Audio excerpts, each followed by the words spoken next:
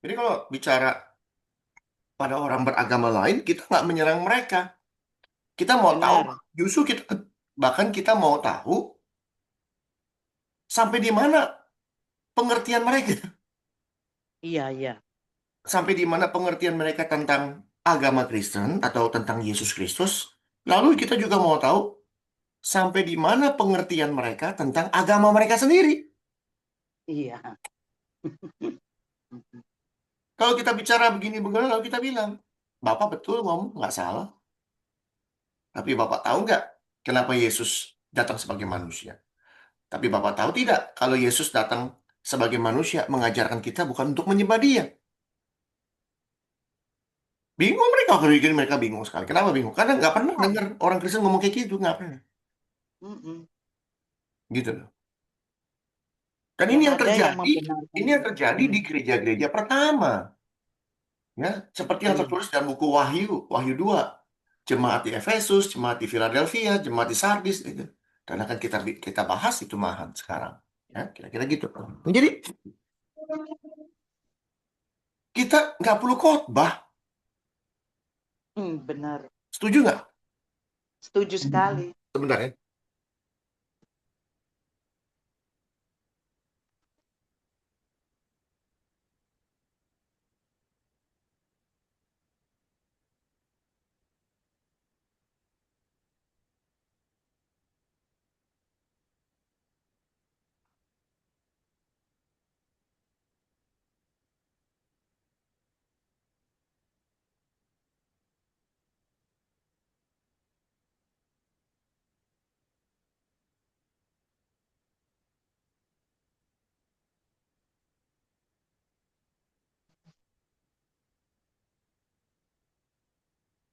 Jadi kita di sini bukan belajar khotbah, maka dari itu, karena di gereja kita melihat pendeta khotbah, pendeta mempersiapkan ini, sekolah ini. Jadi orang kalau mau memberikan kesaksian, takut. Takut. Takutnya kenapa? Takut khotbah. Iya. Kalau kita di sini bukan khotbah, memberitahu kebenaran.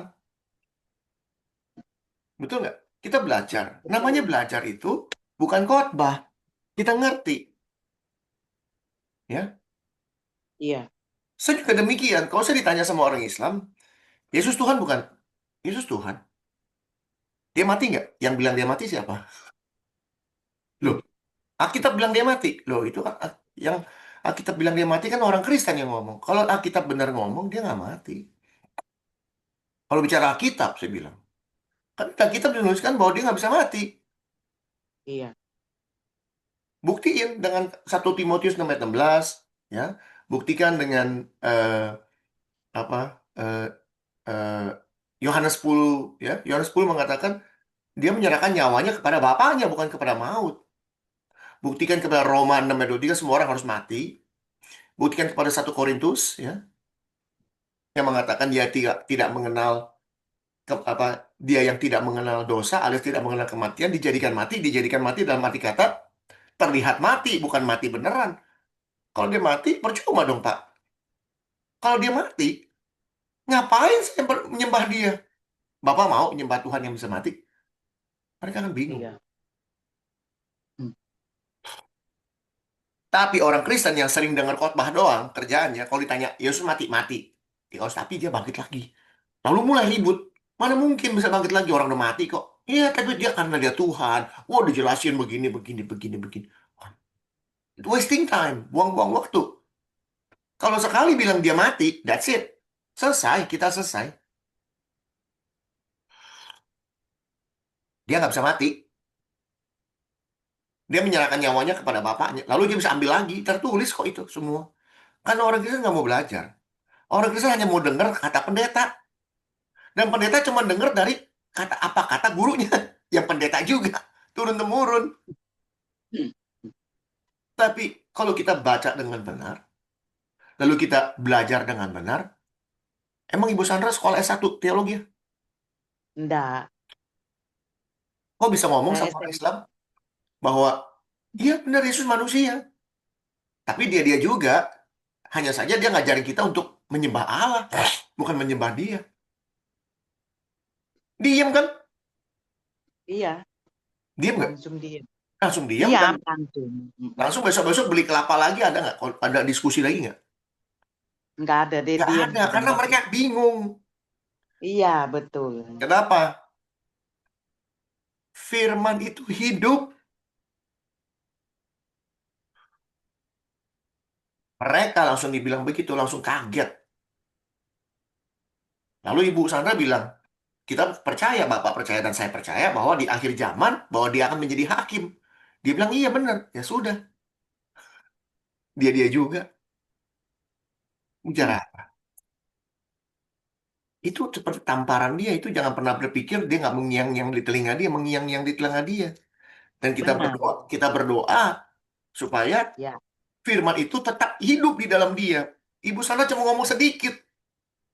Mungkin suatu hari nanti dia bertobat. Siapa yang tahu? iya, pasti itu. Kita percaya itu. Itu dia.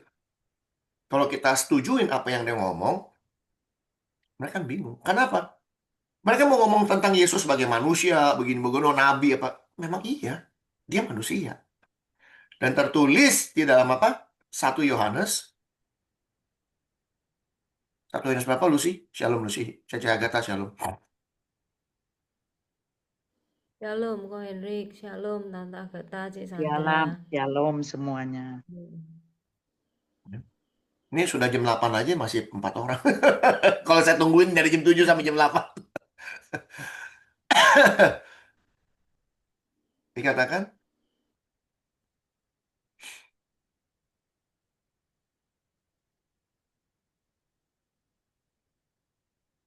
nih,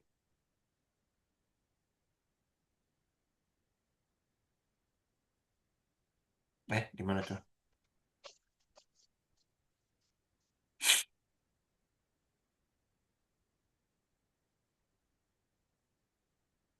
Di mana ya? Makanya kita ini harus siap-siap belajar loh ini, benar-benar ini. Ya, Benar kok Hendrik bilang, ke depan nanti banyak tantangan kita ini. ya, ya. 1 Yohanes 4. Demikianlah kita mengenal roh Allah. Setiap orang, ini setiap roh berarti setiap orang ya. Setiap orang yang mengaku bahwa Yesus Kristus datang sebagai manusia berasal dari Allah. Tapi zaman sekarang, orang Kristen nggak mau ngaku Yesus adalah manusia. Yesus adalah Tuhan, Yesus adalah Tuhan, dan Yesus adalah Tuhan. Nih, ditulis tuh, Yesus datang sebagai manusia. Kita mesti tahu dia datang sebagai manusia. Sehingga kalau kita tahu dia datang sebagai manusia, dia tentu berlaku seperti manusia. Tidak boleh ngaku-ngaku dirinya Tuhan. Siapa di sini yang berani ngaku dirinya Tuhan? Baik beragama maupun tidak beragama. Siapa yang mau ngaku dirinya Tuhan? Kalau dirinya Tuhan, berarti dia bisa menciptakan tiba-tiba ngomong, pleng keluar apa bisa apa segala macam bisa hilang lah segala macam. Itu Tuhan. Tuhan punya kerjaan. Ya.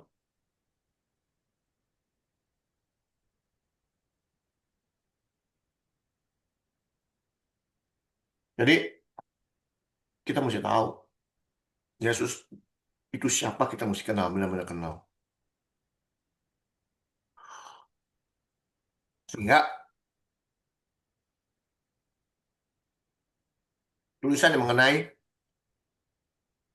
aku tidak mengenal engkau, itu artinya bukan dia nggak kenal kita, kitanya yang nggak kenal dia. Berapa banyak orang Kristen tidak mengenal Tuhannya? Banyak sekali. Orang Islam lebih mengenal Yesusnya daripada orang Kristen, betul? Betul. Orang Islam lebih kenal Yesus daripada orang Kristen. Mereka belajar loh, gila. Belajar mereka. Jangan pernah pikir orang Islam gini loh. Orang yang jadi Islam atau agama lain ya, mereka belajar bukunya. Tapi mereka juga mau belajar tentang siapa Yesus. Tujuannya beda. Tujuannya supaya orang Kristen itu bisa dikalahin. Itu tujuannya beda. Mm-mm. Gitu.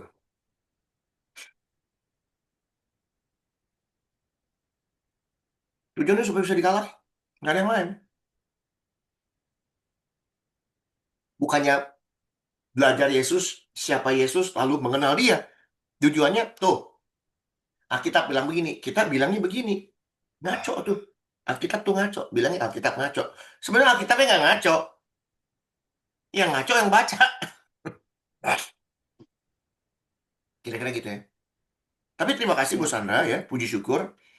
Walaupun Ibu Sandra bukan orang terpelajar, bukan orang sholat tinggi, tapi bisa dengan apa yang kita pelajari hari ini, kita bisa memberikan sesuatu kepada orang lain, betul? Iya. Puji Tuhan. Kan sudah bilang, firman itu hidup, dan tanpa komando kita ngomong. Kan? Karena kita tahu bahwa ini kebenaran. Kalau kita nggak punya keyakinan bahwa ini kebenaran, kita nggak mau ngomong. Malu, takut, betul nggak? Iya. Tapi karena Ibu Chandra udah tiap hari dengar begini, udah ngelotok di otak, nempel di otak udah. Dan itulah tanda orang-orang yang mengenal Tuhan. Tuhan datang kedua kali. Yang dilihat apa? Tandanya. Yaitu apa? Apa tandanya Tuhan? Nanti waktu Yesus datang kedua kali. Jangan pernah pikir antikris pakai tanda, setan pakai tanda. Tuhan juga pakai tanda. Sebelum setan, Tuhan duluan pakai tanda. Yang percaya Tuhan kasih tanda. Tanda, semua pakai tanda. Lihat nih, segala tanda itu Tuhan kasih. Kejadian berapa? 4. Kain dikasih tanda. Ya kan?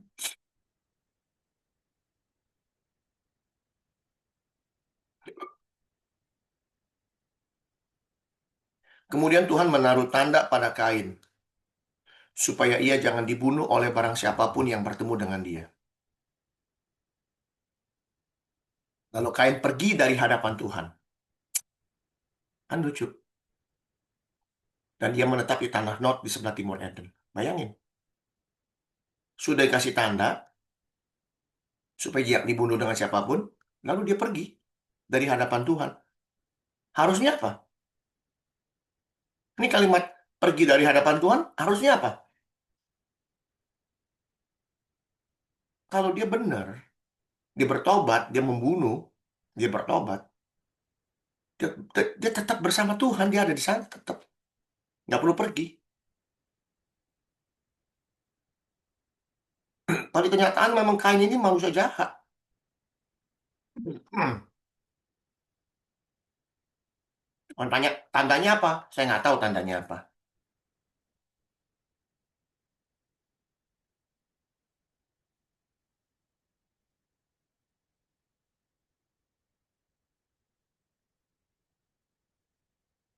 Tapi pertanyaannya, kalau Tuhan kasih tanda, tentu tandanya baik, baik atau enggak?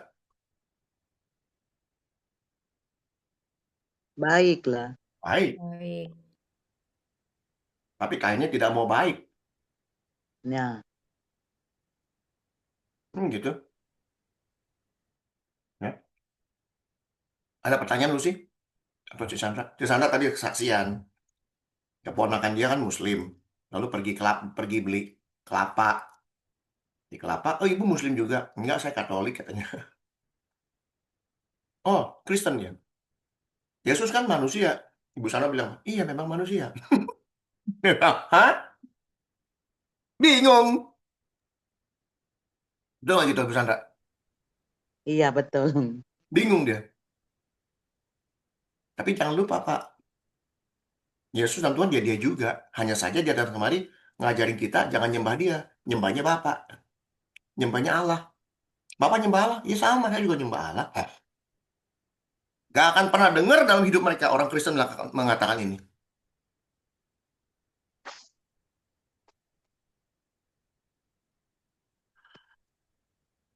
Mereka nggak tahu artinya apa. Bukan aku lagi yang hidup, tapi Kristus yang hidup di dalam aku. Mereka nggak pernah tahu artinya apa. Kalau kita hidup seperti Kristus, atau bukan aku lagi yang hidup, tapi Kristus dalam aku, perlu nggak kita ngomong-ngomong sama orang, saya menyembah Kristus? Enggak. Nggak perlu, kenapa? Karena saya sudah jadi Kristus. Dalam arti kata, memang saya menyembah dia, nggak perlu saya ngomong-ngomong. Tapi dalam hal hidup dalam keadaan sebagai manusia sekarang saya ini, saya tidak diajarkan untuk menyembah Yesus. Tapi pada notabene-nya saya sudah hidup seperti Kristus, saya bukan hanya nyembah lagi, saya sudah bersatu dengan dia. Tapi dalam keadaan saya sebagai manusia, saya harus mengajarkan orang untuk menyembah Allah. Sama seperti Kristus. Penting sekali. Ya. Bersyukur ya, saya bersyukur sekali Ibu Sandra. Walaupun Ibu Sandra rajin ya tiap hari datang. Walaupun diam nggak banyak pertanyaan, tapi telinganya jalan. Dan Oh iya. dan firman itu jadi jelas. Iya. Apa? Iman timbul dari Pendengaran pendengaran akan Kristus. firman Tuhan, betul? Firman Tuhan, iya. Itu kan ada kan? Di mana Lucy? Roma 10 ayat 17. Roma 10 ayat 17. Ini hafalannya udah dahsyat ini Lucy. Lebih banyak hafal daripada saya. Pakarnya Ya dia. enggak, kalau Ko Hendrik ya banyak. Saya kan hanya Saya nggak inget baca-baca di yang mana, tapi saya tahu ada di mana. Yang terkenal-terkenal aja. Kadang itu ditambahin yang dulu-dulu lupa. Waduh. Jadi iman timbul dari pendengaran. Kan denger nih. Pendengaran. Pada denger. Dan pendengaran oleh firman Kristus. Ya, nih. Penting sekali itu.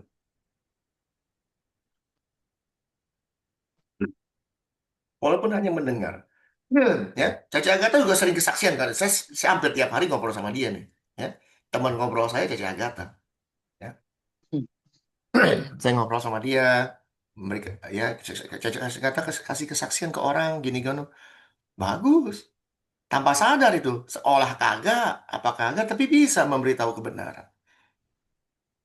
Ya. Dan kembali lagi, semakin kita lakukan ini, semakin kita tahu kebenaran ini, semakin kita keluar memberitahu kebenaran ini. Sekali lagi saya ngomong, siap-siap dimusuhin sama saudara sendiri, yaitu orang Kristen sendiri. Siap-siap dimusuhin. Ya kan? Aku ketua lingkungan sampai bilang begini, berdiam, jangan ngomong sama orang-orang, nanti gereja kosong loh. Hah? Sampai bilang gitu. Benar itu Sandra, kamu diam-diam aja, jangan ngomong. Nanti gereja kosong loh. Hmm. Ya, Dia bilang benar, yang kamu ngomong itu benar, dia bilang gitu. ya. Contoh Ibu Erni. Ibu Erni juga demikian. Lalu Ibu Sandra dia ngomong, agama itu cuma jubahnya. Artinya nggak penting. Ini sekarang Ibu Sandra bukan mewakili Katolik, bukan mewakili gereja, tapi mewakili Allah semesta alam. Betul? Kalau Ibu Sandra udah ngomong agama, saya Katolik, tapi itu hanya jubah, artinya dia tidak menjadi representatifnya dunia. Bukan menjadi representatif agama, bukan menjadi representatif gereja, bukan representatif doktrin. Tapi suatu kebenaran akan firman Allah. Dia sudah menjadi wakilnya Allah di muka bumi ini. Dia datang dengan kebenaran Allah. Ini nggak main-main ini.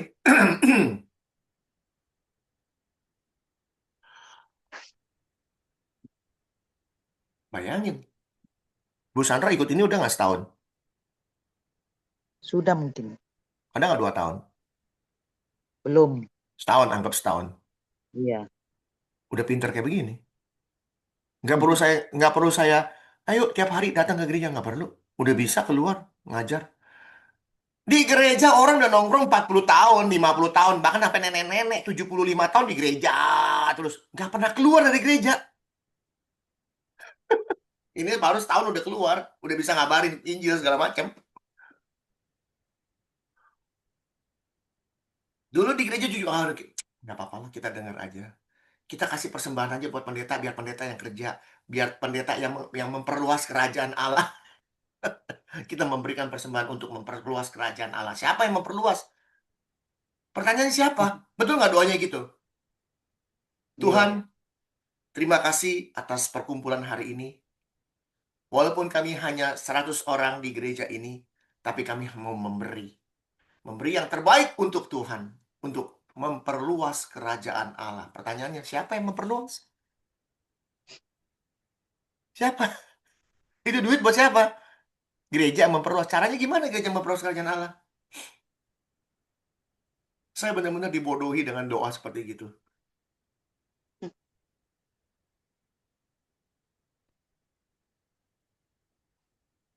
Jadi, jemaat, nih, saya memperluas kerajaan Allah. Saya belum layak, saya kasih duit aja. Betul? Betul. Saya belum bisa khotbah, pakai duit aja. Kirim orang-orang yang bisa khotbah. Jadi kalau saya kirim duit, lalu gereja ngirim orang ke Irian, ke sini, ke sono. Saya sudah lakukan itu. Betul?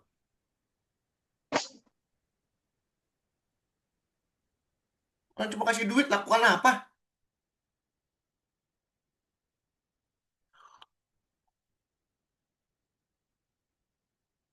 Yang namanya kita lakukan, kita yang maju, kita yang ngomong, kita yang memberitahukan. Kebanggaan kita adalah memberitahu kebenaran. Wah, dahsyat. Dan siap-siap. Kalau udah begitu, dimusuhin gereja. Kenapa? Semakin kamu pintar, semakin kamu tahu tentang kebenaran firman. Kaki ini nggak bisa ditahan, maunya keluar. Maunya keluar dari gereja beneran. Kenapa? Tempat kita bukan di sana. Gereja itu hanya perkumpulan. Perkumpulan apa? Kalau perkumpulan yang benar, kumpulannya mah makan-makan, ngegosip, ya. Ada bahkan di gereja yang gede nih, kumpulannya banyak di dalamnya. Ada grup, misalnya nih Pak, kalau pakai pakai suku, ada grup orang Jawa Tengah, grup orang Jawa Timur, grup Surabaya, grup Malang, grup Magelang. Kalau orang Magelang ngumpul semua orang Magelang, orang Surabaya ngumpul semua orang Surabaya. Grup orang Cina semua ngumpul orang Cina, orang Medan segala macam ngumpul satu-satu. Kalau lagi makan, ngumpul mereka di situ, nggak baur. Iya atau iya?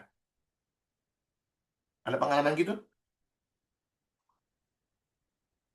Punya nggak pengalaman gitu di gereja? Lu sih, ada pengalaman nggak melihat itu? Iya, biasanya yang WL kumpul WL, grup sekolah minggu kumpul sekolah minggu. Semua Yang punya kaya ngumpul kumpulannya kaya, betul nggak? sendiri. Yang kaya ngumpul orang kaya, betul nggak? Nah, yang kaya kumpulnya kaya, yang biasa-biasa biasa. Yang miskin ngumpul yang Nggak miskin. Bahkan yang untung. miskin kalau benar-benar miskin, pas pulang gereja kabur duluan, malu.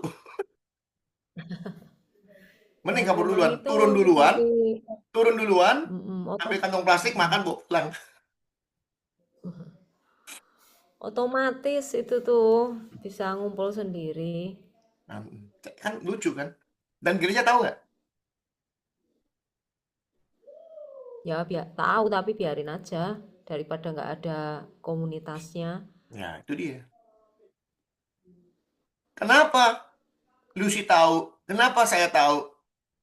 Karena hampir semua gereja begitu, loh. Bayangin, hampir semuanya. Iya. Hampir semuanya. Gereja-gereja di muka bumi ini, hampir semuanya begitu.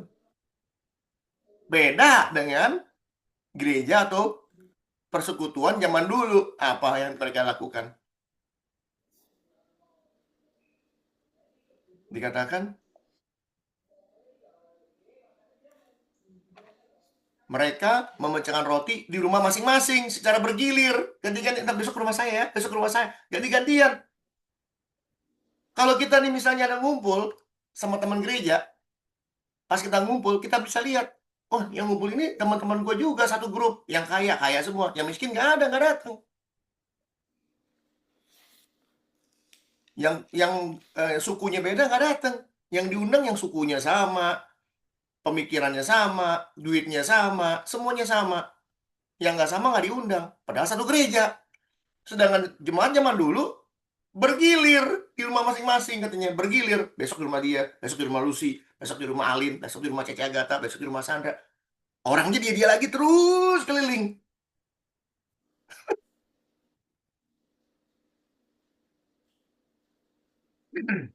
Inilah potret.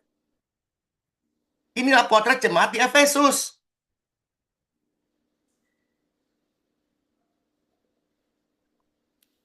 Ya, Wahyu 2.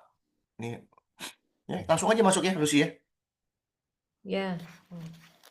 Ya, kita lihat potret Wahyu 2. Tuliskanlah kepada jemaat di Efesus. Ini bicara, ini sudah terjadi. Jadi ceritanya begini. Kita belajar bahwa Yesus pada saat naik ke surga, apa yang terjadi? Setelah dia naik surga ngapain? Ada apa? Disambut Ada penyambutan. Di mana sambutannya? di surga. Di surga. Lalu setelah disambut, ada apa? Ya sambutan 24 tua-tua. Ya. Di situ dia disambut sebagai anak domba, kemudian disuruh buka gulungan kitab. Ya, dia disambut sebagai anak domba dan juga dia disambut sebagai imam. Karena imam-imam kepala-kepala ini nunduk semua. Artinya dia paling tinggi. Ya. Ada pengangkatan bahwa dia menjadi raja dan imam selama-lamanya. Dia imam tertinggi, raja tertinggi, betul? Sehingga para makhluk dan tua-tua ini nunduk sama dia. Bow, bayangin. Nggak main-main. Lalu pada saat dia ada di sana, apa yang dikirim? Ke bumi. Waktu Yesus naik, apa yang dikirim ke bumi? Hujan besar. Roh Kudus dikirim ke bumi, betul? Roh Kudus. Ya. Roh Kudus dikirim ke bumi. Roh Allah, ketujuh roh Allah turun ke bawah. Di mana itu adalah hari Pantekosta, betul? Ya. Pada hari Pantekosta, dari titik di mana Yesus naik, Roh Kudus turun.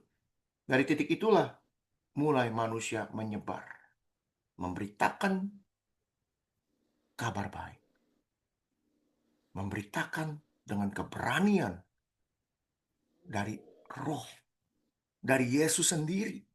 Roh Kudus ya Yesus sendiri. Kekuatan dari Roh. Ya. Kekuatan Roh.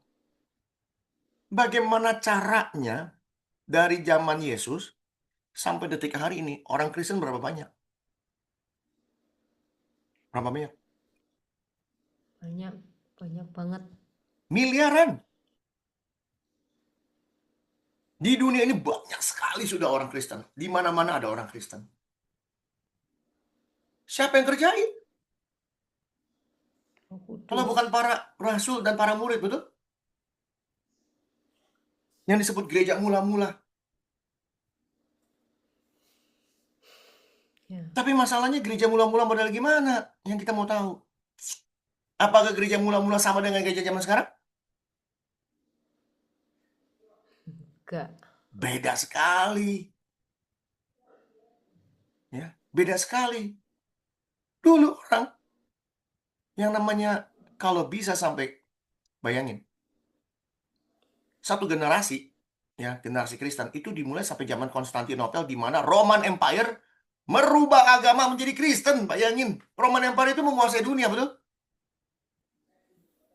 Dari Roman Empire ini, dunia mengenal kekristenan, bayangin. Sampai ke situ tuh larinya. Jadi buku Wahyu 2, di mana ada tulisan jemaat Efesus, ya. Aku tahu segala pekerjaanmu, baik jerih payahmu maupun ketekunanmu. Aku tahu bahwa engkau tidak dapat sabar terhadap orang-orang jahat, bahwa engkau telah mencobai mereka yang menyebut dirinya rasul. Jadi kalau orang ngaku-ngaku dirinya rasul, dicoba, dites, ternyata bukan. Ternyata tidak demikian. engkau mendapatkan mereka adalah pendusta. Engkau sabar menderita oleh karena namaku, karena engkau tidak mengenal lelah. Namun, setelah demikian, aku mencela engkau. Kenapa? Engkau meninggalkan kasihmu yang semula. Ini gereja dulu udah makin banyak, makin menyebar. Kasih mula-mulanya hilang. Apa yang dikabarkan oleh Paulus, Petrus, dan kawan-kawan, hilang kekuatannya. Ini benar-benar perang antara baik dan jahat. Ya. Ini perang antara kita dengan setan. Kerajaan damai sejahtera dengan kerajaan setan. Yang sekarang yang menang yang mana? Kerajaan setan yang menang. Gereja sudah dikuasai oleh uang, dikuasai oleh setan. Dulu yang namanya kekristenan, kalau berani bilang kekristenan, yang namanya orang pengenalan firman Tuhan, gak main-main. Ke seluruh dunia dikalahkan, semua dikalahkan. Semuanya dikalahkan. Dari zaman Petrus turun Pentakosta, nyebar ke seluruh dunia, nggak main-main itu. Dari Yudea, Samaria, sampai ke ujung dunia. Dilakukan. Beneran dilakukan. Ya. Ya.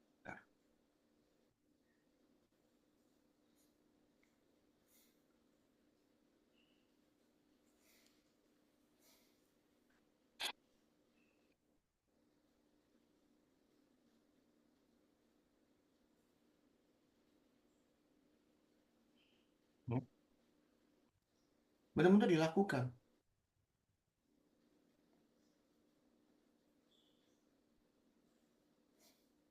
Dari Pentakosta sampai ke Wahyu ini Hmm. jaraknya itu lama ya? Jauh. Jauh sekali. Ya. Karena kan Yohanesnya masih hidup ya. Ya, jadi Rasul-rasul gini, lain udah Pentakosta meninggal. sudah terjadi. Ya, lalu orang-orangnya sudah mulai mengabarkan Injil. Nah, Yohanes ini masih hidup, tapi Mm-mm. perjalanan sudah ada. Jadi waktu Yohanes kan dibuang di Pulau Patmos, bukan di Yerusalem. Jadi ditangkap di dunianya orang Iya. Romawi, betul? Mm-mm. Tapi dia melihat penglihatan ini, penglihatan yang sudah terjadi dan akan terjadi kan gitu. Iya. Bahwa dia akan melihat bagaimana perjuangan-perjuangan orang-orang kudus untuk menyelamatkan dunia ini, menyelamatkan manusia. Ya, dunia ini nggak perlu diselamatkan, manusianya yang perlu diselamatkan. Ya, ini. Ya. Kalau yang itu kok yang disebut malaikat jemaat itu apa sih maksudnya? Selalu Nah itu kan, pertama itu ya, ayatnya kan ya Allah selalu membingungkan ya. tuliskanlah kepada Tuliskanlah malaikat kepada jemaat. malaikat jemaat di Efesus. Ini malaikat ini adalah jemaat. Kenapa Oh, malaikat? jadi Karena sebutannya dianggap orang jemaat kudus. yang apa? Dianggap orang kudus. Oh. Maka di sini disebutkan, siapa bertelinga hendaklah yang mendengarkan apa yang dikatakan roh kepada jemaat. Ya, roh. Ya, tapi Ya, yang ayat pertama kan malaikat jemaat atau ya, artinya Inggrisnya The orang-orang Angel kudus. of the Ya, Church. malaikat jemaat itu berarti orang-orang kudus. Hmm. Ya, Bukan malaikatnya jemaat, bukan bukan orang-orang ya. kudus. Ya, orang-orang kudus.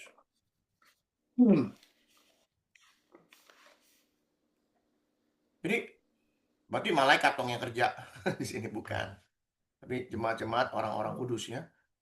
Ini Ya. benar-benar kita lihat sejarahnya bahwa bagaimana kekristenan gereja bisa sampai dari hari ini kalau bukan adanya perjuangan mereka, perjuangan orang-orang kudus zaman dulu. Dan mereka kalau yang namanya perang, mereka berperang dengan kemenangan, mengambil kemenangan. Dan kemenangan ini siapa yang pimpin?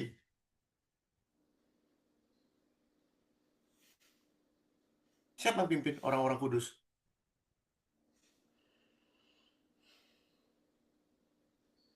Halo? Siapa ya? Orang-orang kudus yang mimpin siapa? Rasul. Rasul, Oh, rasul. Roh Kudus. Roh Kudus sendiri. Tuhan sendiri. Betul? Betul? Hmm. Ini mesti tahu. Mereka bisa mendapat kemenangan. Ya. Tapi dalam perjalanan waktunya, dunia mulai berubah. Manusia mulai masuk dalam hedonisme. Manusia masuk ke dalam dunia-dunia penyembahan berhala. Uang, tenaran. Mereka dulu nggak mikir. Tenar nggak mikir, uang nggak mikir, kekayaan nggak mikir. Tahu dari mana mereka nggak mikir itu? Ini, kembali lagi. Jemaat mula-mula. Apa yang mereka bilang? Segala kepunyaan mereka, kepunyaan bersama. Dari mereka menjual harta lalu membagi-bagikan ke semua orang. Jadi mereka nggak mikir uang. Mereka nggak mikir saya lebih kaya dari kamu. Enggak. Mereka nggak mikir bahwa ini adalah suatu keperluan yang enggak. Yang penting kamu dan saya bisa makan. Yang penting sama kamu kita sama-sama bisa berjuang. Memberitahukan kebenaran ini. Mereka nggak mikir tentang dunia. Nggak mikir. Mereka nggak mikir tentang apa yang akan dunia berikan. Enggak. Tapi mereka mikir bagaimana Tuhan memberikan segala sesuatu untuk menyelamatkan manusia. Ini yang ada di pikiran mereka. Dan ini yang ada di pikiran kita sekarang. Ini harusnya ada di pikiran kita sekarang. Shalom Bu Yarni. Ya. Halo. Ini kita ulang Bu Yarni baru datang. Jadi kalau gereja bisa sampai hari ini karena ada pejuang-pejuang iman dari zaman Yesus sampai detik hari ini. Dan pejuang-pejuang iman ini yang pada mulanya tanpa memikirkan hal-hal duniawi, yang ada adalah bagaimana memberitahukan kebenaran ini. Dan ini yang harus kita kembalikan. Kita nggak perlu mikirin yang lain. Kita cuma mau mikir bagaimana caranya kita bisa memberitakan kebenaran ini. Dan itu dikatakan di jemaat yang ada di Efesus, ya, di Wahyu 2. Aku sudah tahu kesusahan kamu. Mereka berjuang mati-matian untuk memberitakan kebenaran. Sampai akhirnya benar-benar dunia itu dikuasai oleh kekristenan. Dikuasai loh sama kekristenan dunia itu. Nanti saya kasih tahu ayat-ayatnya. Ya, memberitakan dari Yudea, Samaria sampai ke ujung dunia. Dan terjadi itu, sudah terjadi. Oke. Jadi ini Wahyu 2. Wahyu 2 ini paralel dengan yang namanya Wahyu 6. Ya, kita masuk Wahyu 6. Wahyu 6 kita bicara tentang maka aku melihat anak domba itu, yaitu Yesus, membuka yang pertama dari ketujuh materai. Dan aku mendengar yang pertama dari keempat makhluk itu berkata bagaikan bunyi guru, mari. Dan aku melihat sesungguhnya ada seekor kuda putih, orang yang menungganginya memegang sebuah panah, dan kepadanya dikaruniakan sebuah mahkota. Lalu ia maju sebagai, ia ini siapa? Siapa nih ia? Siapa ia? Ayo. Ia maju sebagai pemenang untuk merebut kemenangan. Siapa dia?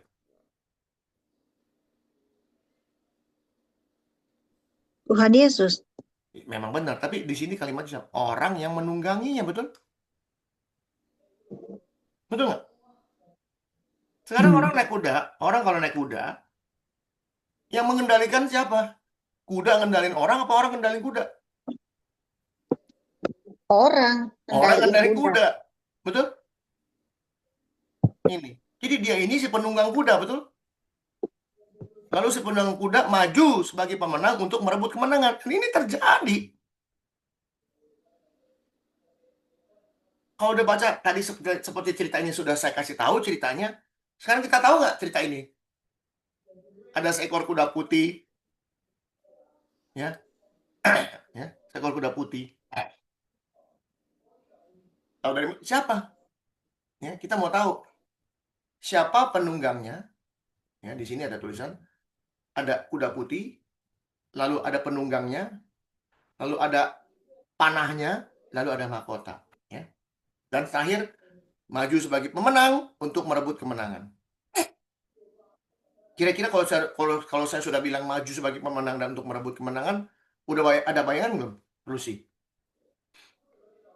Iya ada. Udah ada bayangan ya? Ya. Kira-kira bayangan kamu apa?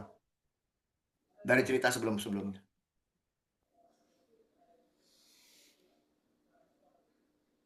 Eh,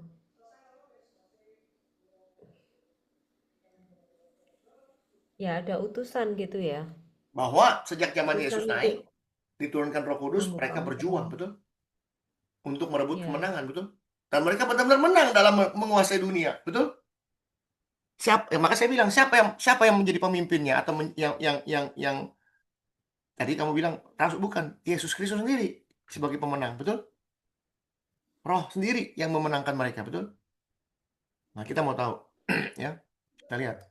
Tapi ini sorry tanya. Hmm. Anak domba itu, ini kan disebutkan lagi anak domba ya. Berarti Hmm. dia tetap di surga, terus dia mengutus seseorang bersama dengan malaikat, atau dia sendiri yang turun gitu. Enggak, enggak. Sekarang perlu nggak Yesus turun? Kan ada Roh Kudus. Roh Kudus sama Yesus sama nggak?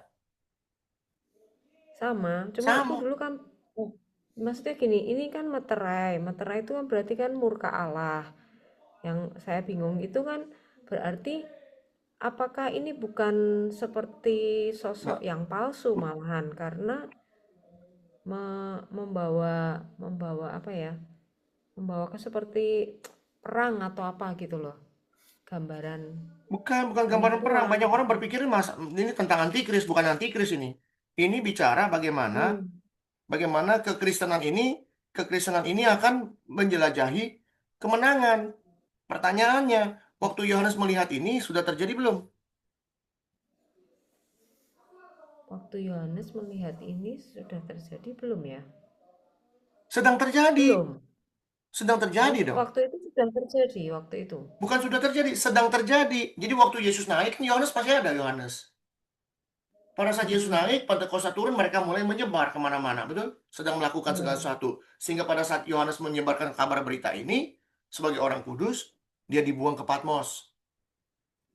Lalu di ya. situ dia melihat penglihatan. Dia melihat bagaimana orang-orang kudus menang menghadapi segala macam. Masih berlangsung. Tapi kita yang baca sekarang, sudah terjadi. Ngerti maksudnya? Waktu Ya, ya. Yohanes Sudah, lihat, sedang terjadi dan akan terjadi. sudah terjadi. Ya.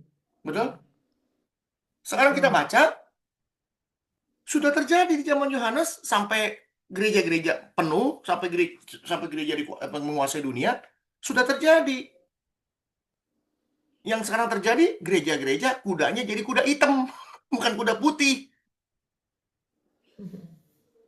Kenapa? Gereja jadi hitam, gelap. Ini yang sedang terjadi dan akan ada peperangan lagi yang sama di akhir zaman. Lihat ya, nggak percaya, buktiin. Di mana? Wahyu juga. Ini kan bicara Wahyu, ini kuda putih nih. Ini yang zamannya si Yohanes lihat sedang terjadi dan akan terjadi. Kita sekarang melihat bukannya apa yang Yohanes lihat, kita sudah melihat apa yang Yohanes lihat sudah terjadi, kita sudah terjadi. Buat dia masa depan, kita sudah masa depan, betul? Sekarang kita Ya. masa depan yang akan datang apa? Sama perangnya. Lihat.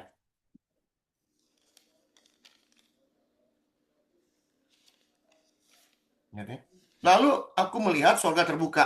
Sesungguhnya ada seekor kuda putih lagi. Dan ia yang menungganginya bernama yang setia, yang benar. Dia akan menghakimi dan berperang dengan adil. Nih, ini yang akan datang Itu buat kita. itu akan datang ya. Akan datang dan sedang terjadi. Sedang terjadi. Masalahnya kuda itu siapa? Siapa kuda? Kan kuda nih. Yang menengok. Jadi kita udah tahu Oh, penunggangnya itu siapa? jelas Tuhan Yesus ya Jelas, itu. tertulis yang setia dan yang benar berarti Tuhan Yesus sendiri. Pertanyaannya kudanya siapa? Kan gitu, mau tahu kudanya siapa? Betul nggak? Betul dong? Nah, itu Betul yang ya, pertama kali betul. kita mau tanya, itu kudanya siapa kan gitu. Bukan memang kuda. Bentuknya memang kuda. Kuda Bukan, dari ini semua zaman. simbol. Kan sudah bilang puyeng, tapi bisa kita tanya, ya. Soalnya kalau lihat gambar-gambar itu ya memang ada Dia sedang kuda naik di kuda. situ. Itu karena kita udah terlalu banyak didoktrin, banyak orang yang mau menginterpretasi sendiri. Wah, ini kuda nih begini begini. Biarkan Alkitab menjelaskan Alkitab. Jangan orang menjelaskan Alkitab. Alkitab menjelaskan Alkitab. Itu yang paling benar. Setuju nggak? Ya, ya, Biar setuju. Alkitab yang menjelaskan Alkitab. Kalau Alkitab menulis, jangan lari kemana-mana. Cari sumbernya di tempat lain. Cari sumbernya di tempat lain. Maksudnya apa? Contoh. Shalom. Oh, NN. Boleh tanya, boleh tahu. Siapa NN? Kenalan dulu.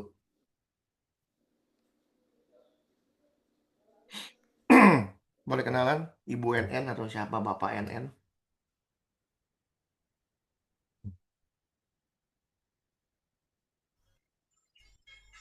Halo. Nggak apa-apa, ikut aja ya. Buat saya nggak penting. Kenal nggak kenal, yang penting belajar. Itu saya. Kalau orang lain, oh nggak kenal, tendang. Pelajar firman Tuhan orang ditendang. Gimana, Ra?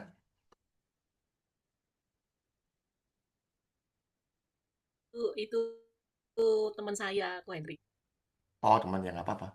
Makanya saya bilang, saya nggak akan tendang. Orang mau belajar firman Tuhan ditendang. Di tempat lain ditendang. Sangkan penyusup. Saya ada penyusup, bagus. Itu targetnya saya bahkan. Ya, oke lanjut. Jadi kita mesti tahu kudanya siapa ya. Buku Zakaria, ya, buku Zakaria adalah salah satu buku yang sangat sulit. Kenapa? Banyak, simbolnya banyak. Nih buku Zakaria, ya, simbolnya banyak sekali. Buku Zakaria itu simbolnya banyak sekali, ya. Nah, salah satu simbol yang kita mau pakai, kalau saya bilang biar Alkitab yang menjelaskan Alkitab, jangan si Hendrik menjelaskan Alkitab, jangan percaya omongan saya. Tapi apa yang tertulis firman Tuhan baru berani percaya. Ya, ya, terhadap para gembala akan bangkit murkaku, dan terhadap kepala-kepala kawanan kambing aku akan mengadakan pembalasan. Sebab Tuhan semesta alam memperhatikan kawanan ternaknya. Yang ini kaum Yehuda. Manusia nih, kaumnya Yehuda. Dan membuat mereka, siapa mereka? Kaum Yehuda. Sebagai apa? Apa nih? Kuda, Kuda kuda keagungannya keagungan, dalam pertempuran. pertempuran. Jadi kuda ini siapa? Kalau di situ kaum Yehuda, Kaum Yehuda itu di siapa? sini jemaat. Jemaat Yehuda ini siapa? Keturunan Yehuda siapa? Daripada mereka, Orang dari kaum Yehuda yang muncul siapa? pengikut Kristus, Ini batu penjuru siapa? Tuhan Tuhan Yesus. Yesus. Tuhan Yesus. Dan pada mereka alias kaum Yehuda dari keturunan Yehuda akan muncul patok kemah. Dan dari kaum Yehuda ini akan keluar busur perang. Ada nggak busur? Sebuah panah. Busur, betul? Tuh, semua lengkap. Dan daripada mereka akan keluar semua penguasa bersama-sama. Mereka akan seperti pahlawan yang menginjak-injak musuh. Seakan-akan itu lumpur di jalan. Mereka akan berperang. Sebab apa? Sebab Tuhan menyertai mereka. Menyertai Tuhan gimana caranya? Karena Tuhan penunggangnya. Kudanya siapa? Orang-orang benar. Orang-orang yang dari keturunan Yehuda. Kita. Orang-orang kudus. Orang-orang yang mengikuti peraturan Kristus. Orang-orang yang mengikuti apa yang Kristus suruh. Tuhan Yesus suruh apa, mereka jalanin. Yesus sebagai penunggang, mereka sebagai orang-orang kudus. Inilah kudanya. Aku akan membuat kaum Yehuda orang-orang kudus. Aku akan menyelamatkan keturunan Yusuf. Aku akan membawa mereka kembali. Sebab aku menyayangi mereka. Dan keadaan mereka akan seakan-akan tidak pernah ditolak oleh aku. Sebab akulah Tuhan Allah mereka. Aku akan menjawab mereka. Ini. Bingung beneran baca Zakaria, bingung. Banyak apa? Banyak. Kayak Revelation, kayak apa namanya, kayak Wahyu, sama banyak. Jadi kita bisa tahu bahwa aku melihat sesungguhnya ada seekor kuda putih. Apa itu putih? Apa itu putih? Putih bersih. Bersih, artinya apa? Putih. Suci, kudus, Suci. betul? Terang. Terang warnanya apa? Putih. Putih. Putih. Bersih. Pelita itu terang, betul? Ya. Firman-Mu Pelita bagi kakiku, terang bagi kakiku, betul? terang bagi jalanku. Yes, betul. Banyak orang berpikir bahwa warna putih ini bicara mengenai apa? Antikris lah masa depan, ya. Sebenarnya bukan, ya. Contoh misalnya kalau kita baca di Wahyu 1 nih.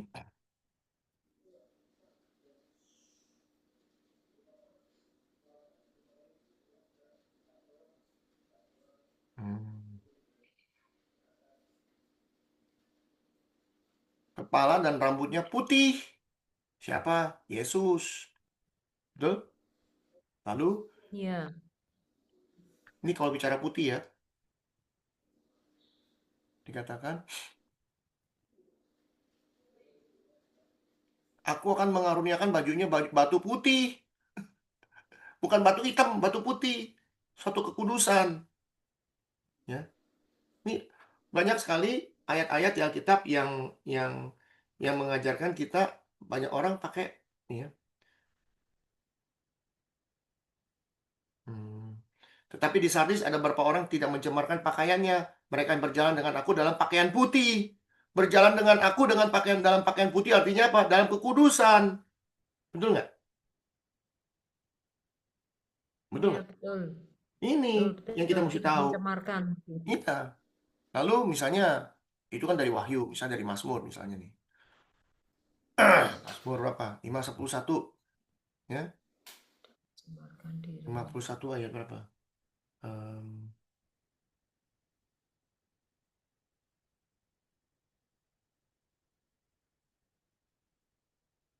tuh. Bersihkanlah aku daripada dosaku dengan hisop, maka aku menjadi tahir. Basuhlah aku, maka aku menjadi apa? Lebih putih dari salju.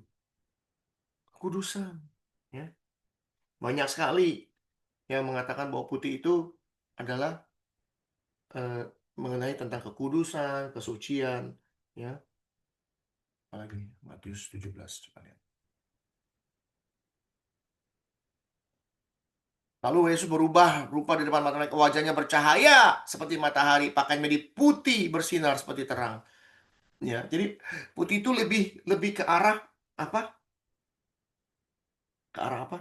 Ke arah eh, kesucian, ya, kekudusan dan sebagainya. Jadi kalau kita tahu itu adalah kesucian kekudusan, maka aku bacanya jadi aku melihat sesungguhnya ada kumpulan orang-orang kudus,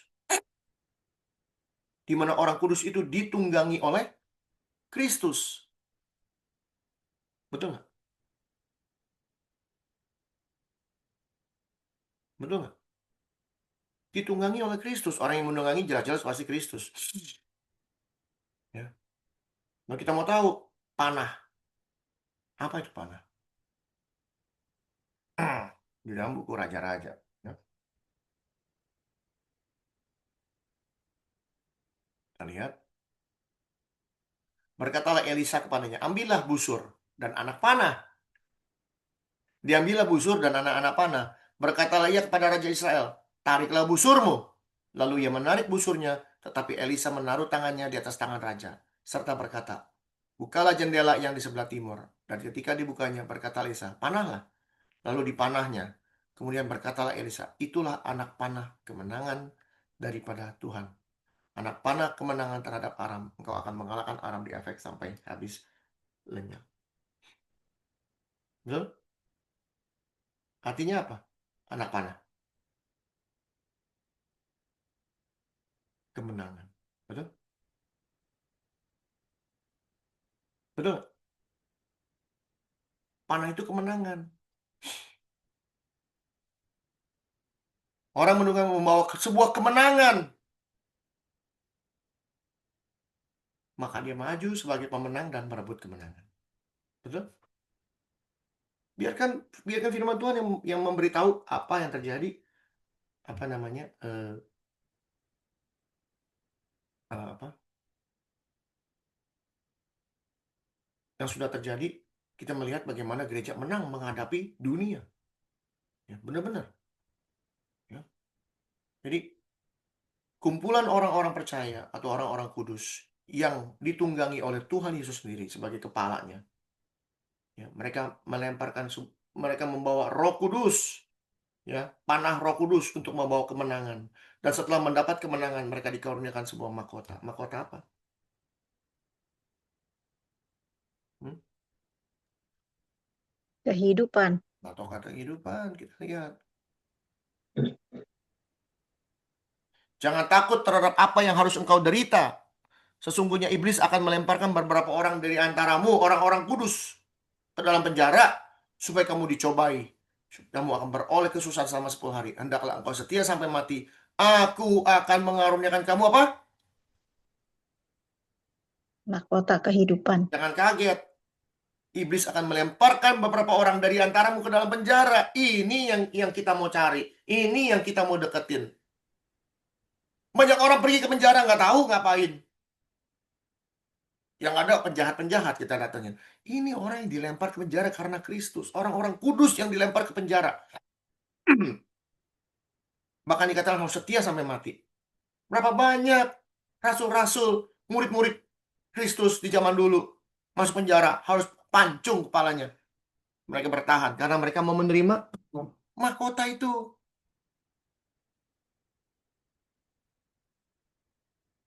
Ya. Jadi pada saat Yohanes melihat ini, tentang pancungan segala macam, sudah terjadi belum? Sudah terjadi belum? Waktu Yohanes lihat ini. Orang yang akan dipenjarain, orang yang akan dipancung, sudah terjadi belum?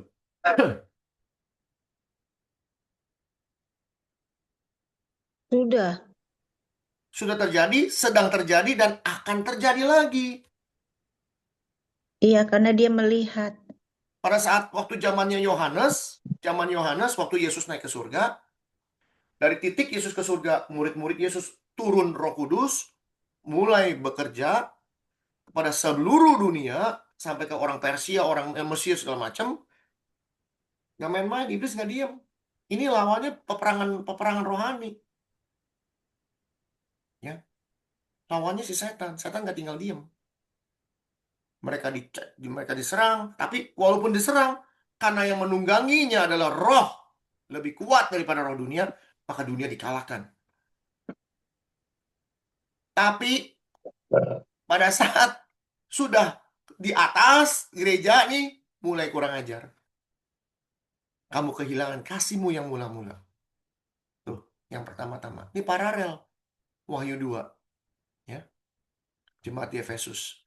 Segala jerih payahmu, ketekunanmu, engkau gak sabar sama orang jahat, ya, segala macam. Engkau sabar menderita karena namaku. Engkau tidak mengenal lelah. Namun aku mencela engkau karena apa? Engkau sudah meninggalkan kasihmu yang semula. Ini yang terjadi. Ini terjadi di zaman Yohanes, dan sedang terjadi dan akan terjadi lagi di zaman Yohanes, lebih parah lagi keluar. Nah, sudah terjadi di kita yang sekarang udah di future, kita udah lihat itu terjadi. Bagaimana sekarang gereja amburadul. Kasih mula-mula di mana? Kasih mula-mula itu ada di Kisah Para Rasul 2. Jemaat mula-mula yang menjual hartanya semua untuk manusia. Siapapun dia, saya nggak mikirin tentang uang. Saya nggak mikirin. Yang penting kita sama-sama bisa makan.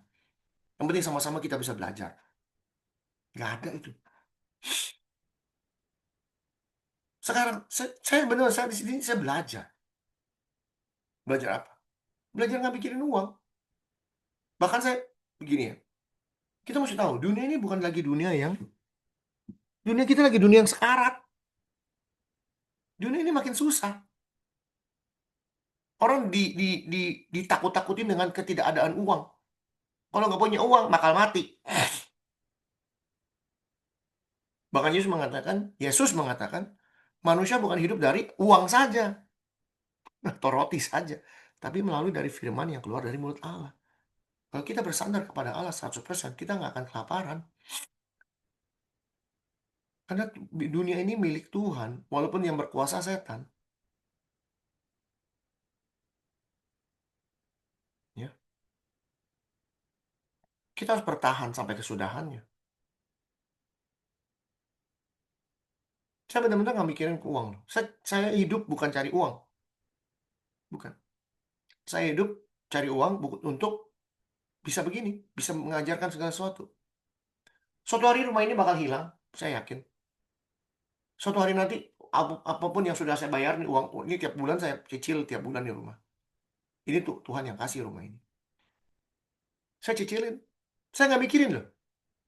Saya nggak mikirin bisa bisa bayar atau enggak loh. Saya nyicil masih 30 tahun lagi. Tapi saya nggak mikirin bayarnya gimana. Kebayar syukur nggak kebayar ya nggak apa-apa. Karena apa? Karena ini barang mati. Sedangkan barang hidup nih, barang hidup, benda hidup ini perlu diselamatkan. Saya belajar untuk tidak gila uang. Saya belajar untuk tidak menaruh harapan saya kepada uang. Uang penting, tapi bukan paling penting dalam hidup saya. Uang itu untuk membantu saya beli makanan, itu aja. Tapi banyak orang memikirkan uang untuk memuaskan hawa nafsunya. Kamu salah berdoa karena kamu ingin memuaskan hawa nafsumu, dikatakan. Jadi panah itu adalah panah kemenangan. Siapa yang bertahan? Ya, dia bertahan dalam Tuhan. Ya. Apa? Yakobus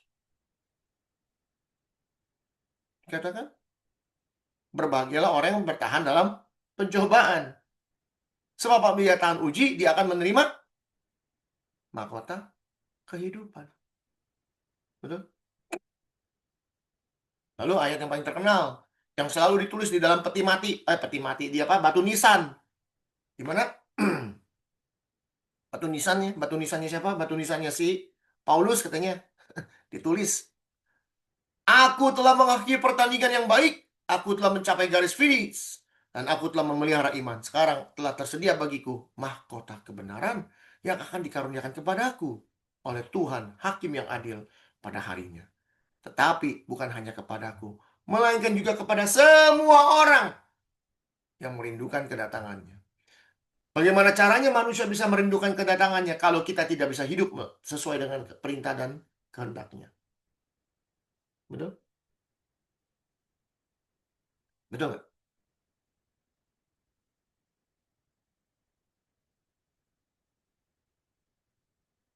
Ya.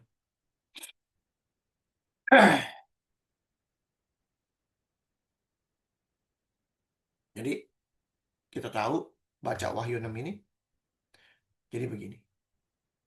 Dan aku melihat sesungguhnya ada kumpulan orang-orang kudus dengan Kristus sebagai penunggang atau sebagai yang mengendalikan orang-orang kudus ini untuk bisa mendapatkan kemenangan.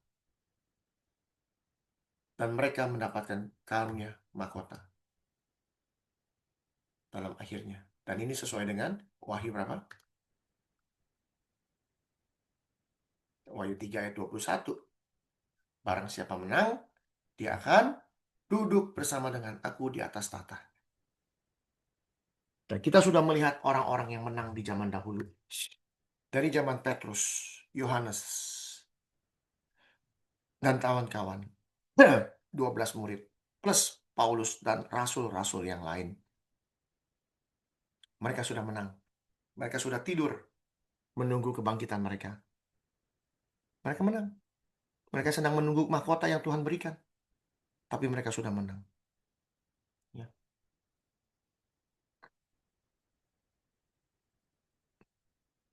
Berapa banyak orang memenangkan jiwa-jiwa zaman dahulu? Banyak nggak? Banyak nggak orang-orang yang dimenangkan zaman dahulu? Banyak. Banyak. Banyak. Ada buktinya nggak? Ada. Nah, Di mana? terus langsung 3.000 bertobat. Tuh, langsung Iya. di mana? Kisah Para Rasul 2, betul? Kisah para rasul. Iya, Ya. Dikatakan, khotbah Petrus. dikatakan jumlah mereka kira-kira apa? Nggak main-main. Sekali bertobat 3.000. Bukan kemenangan yang luar biasa. Ini bukan perang, bukannya perang berantem pakai senjata bom segala, bukan. Perang rohani. Lalu, apalagi? Dikasih Rasul 4 dikatakan, tetapi di antara orang yang mendengar ajaran itu banyak yang menjadi percaya. Kira-kira berapa orang? 5.000. Betul nggak? Nggak main-main. Lalu nambah lagi. Ini kisah para rasul. Namanya juga kisah para rasul. Jadi rasul-rasul punya kerjaan ngapain aja, semua kisahnya ada di sini, betul? Betul nggak? Lalu Iya, firman Allah makin tersebar dan jumlah murid di Yerusalem makin bertambah banyak. Dan juga sejumlah besar imam menyerahkan diri dan percaya. Imam siapa nih? Orang Farisi, orang Saduki, orang apa ahli Taurat segala macam ini masuk jadi percaya, betul?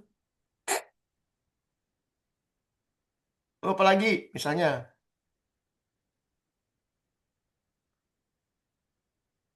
1 Kolose ucapan syukur. Yang sudah sampai kepada kamu, Injil itu berbuah, berkembang ke seluruh dunia. Disebut. Tuh, Injil sudah sampai ke seluruh dunia. Demikian juga di antara kamu sejak waktu kamu mendengarnya, mengenal kasih karunia Allah dengan sebenarnya. Tuh. Sudah sampai, nggak main-main. Di mana Roma juga ada. Ya, disebutin semua sama si Paulus. Kemana aja pergi dia tulis. Pertama-tama aku mengucap syukur kepada Allahku oleh Yesus Kristus atas kamu sekalian. Sebab telah tersiar kabar tentang imanmu di mana? seluruh dunia. Di seluruh dunia. Ya, nggak main-main. Lalu,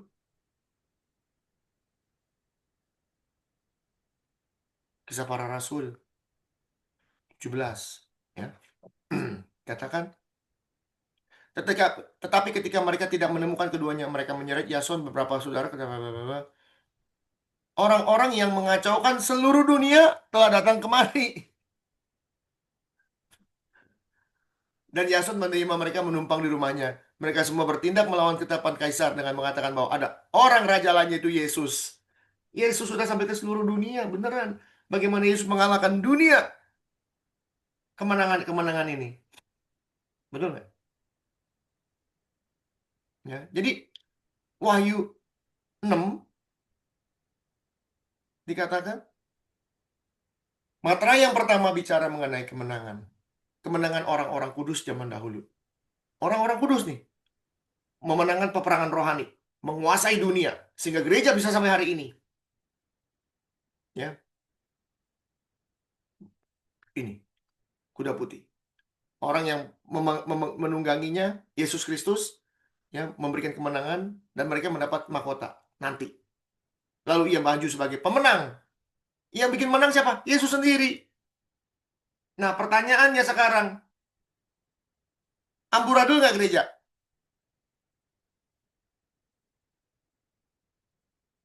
Amburadul nggak? Kalian teman kamu kabur. Kenapa kabur?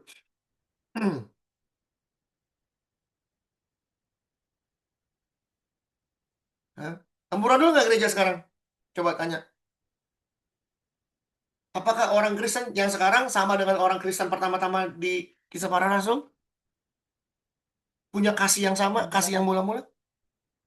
Enggak. Enggak. Tapi ada nggak? Ada. Ada. Ada untuk apa? Ada nggak Tapi belum manusia nemu. Kristen yang punya kasih mula-mula seperti yang pertama-tama itu? Ada. Harusnya ada. Banyak nggak? Ada. Banyak nggak? Harusnya banyak, tapi kok belum nemu. Kita semua Ya ini. kita ini. Ya Kita kita. yang Cuma kalau jumlahnya di gereja nggak sedikit. nemu. Sedikit jumlahnya kalau mau tahu. Kenapa? Tuhan menyisakan segala sesuatu. Roma berapa? Roma 11, sisa Ya. aku dikatakan mana?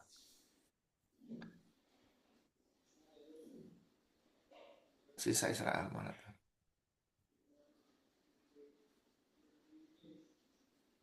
Firman Allah kepadanya, aku masih meninggalkan 7.000 orang bagiku yang tidak pernah sujud menyembah Baal. Dan demikian juga pada waktu ini, sekarang ini, ada tinggal suatu sisa menurut pilihan kasih karunia. Kita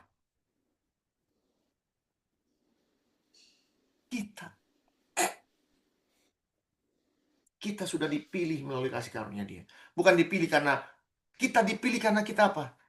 Karena kita berkualifikasi dipilih. Kita mengenal Tuhan dengan baik.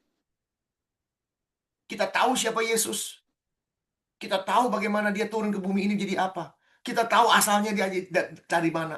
Kita tahu Dia adalah Tuhan sendiri. Dia adalah gambaran Allah yang tidak kelihatan. Kita tahu bagaimana Dia dulu di perjanjian lama sudah ada. Kita tahu bahwa Dia yang menciptakan segala sesuatu. Kita tahu Dia sebagai Allah yang mengeksekusi penciptaan semuanya ini. Dan kita tahu ada Allah yang tidak kelihatan. Yang kelihatan ini mengatakan kepada kita, sembahlah yang tidak kelihatan. Kita tahu semua. Dan kita tahu tentang Dia ini semua. Sedikit. Itu sisanya. Ini kualifikasinya. Dan kitalah kuda putih tersebut. Peperangan rohani terakhir ada di Wahyu 19. Kan sudah saya sebut tadi.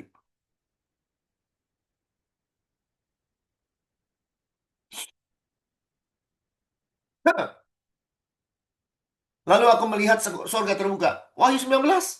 Sesungguhnya ada seekor kuda putih. Kita. Dan Ia yang menungganginya. Yesus menunggangi kita. Akan menghakimi dan berperang dengan adil. Inilah peperangan terakhir. Dan dari matanya bagaikan nyala api, di atas kepalanya terdapat banyak mahkota, dan padanya ada tertulis. Kenapa banyak mahkota? Mahkota kehidupan buat kita. Dan padanya ada tertulis satu nama yang tidak diketahui orang kecuali Dia sendiri. Tidak satu orang pun tahu nama itu, nama Allah. Hanya Yesus yang tahu nama Allah. Kenapa? Karena Dia sendiri Allah. Tapi kita ribut soal Yahweh ya. Tidak ada seorang pun yang tahu namanya Dia. Hanya Yesus yang tahu. Kenapa? Karena Dia keluar dari Bapa. Dan kita akan diberikan mahkota. Banyak mahkota di kepalanya. Mahkota-mahkota inilah yang akan diberikan kepada kita. Peperangan terakhir. Akan ada perang yang sama. Perang yang dulu, penunggang kuda putih, orang-orang kudusnya mulai habis. Tapi tidak semua habis. Disisain. Ini yang sisa-sisa yang setengah mati nih hidupnya sampai detik hari ini. Dipelihara tradisi. Injil kebenaran dipelihara. Bayangin Tuhan begitu baik sama kita. Dan terutama lebih kepada saya. Siapa saya? Dari kalangan dunia saya bukan orang pintar. Dari kalangan dunia saya bukan orang terkenal. Dari kalangan dunia saya orang paling kecil di antara semua-muanya. Siapa saya? Saya datang kemari buat apa? Buat belajar firman Tuhan? Bukan. Tapi tradisi kebenaran ini dipelihara Tuhan. Setiap orang diberikan pekerjaan yang sudah ada, pekerjaan yang baik. Tinggal kita mau ikutin atau enggak. Pada saat saya menyerahkan hidup saya, sebelum kemari saya menyerahkan hidup saya, yang rusak. Saya manusia jahat. Sama seperti Paulus. Jahat. Bagaimana Paulus bisa menjadi seorang rasul? Bagaimana Paulus bisa menjalankan semua misi-misinya? Sedangkan dia jahat. Kok bisa? Tuhan memilih dia. Bukan kamu yang memilih aku, tapi aku memilih kamu. Kamu punya kualifikasi. Kamu dipilih karena kamu punya kualifikasi. Caranya gimana? Paulus dites. Yesus datang ngomong-ngomong. Dia kalau nggak percaya, dia tetap cari orang Kristen, dibantai sama dia. Walaupun Tuhan sudah bertemu dengan dia tatap muka dengan sinar segala macam, kalau dia nggak mau dengar, dibantai juga orang Kristen. Tapi karena dia mau dengar, dia mendapat kesaksian hidup dia. Seperti saya. Kesaksian hidup saya lah yang membuat saya mengerti dia memilih saya untuk bisa menjalankan tradisi ini, menjalankan estafet roh yang sudah dicurahkan pada saat Kristus mencurahkan rohnya di atas bumi ini. Dan saya mencurahkan rohnya kepada Bapak Ibu sekalian. Estafet ini harus jalan. Begitulah caranya Tuhan memelihara kebenaran. Tujuannya apa? Supaya jangan ada yang binasa.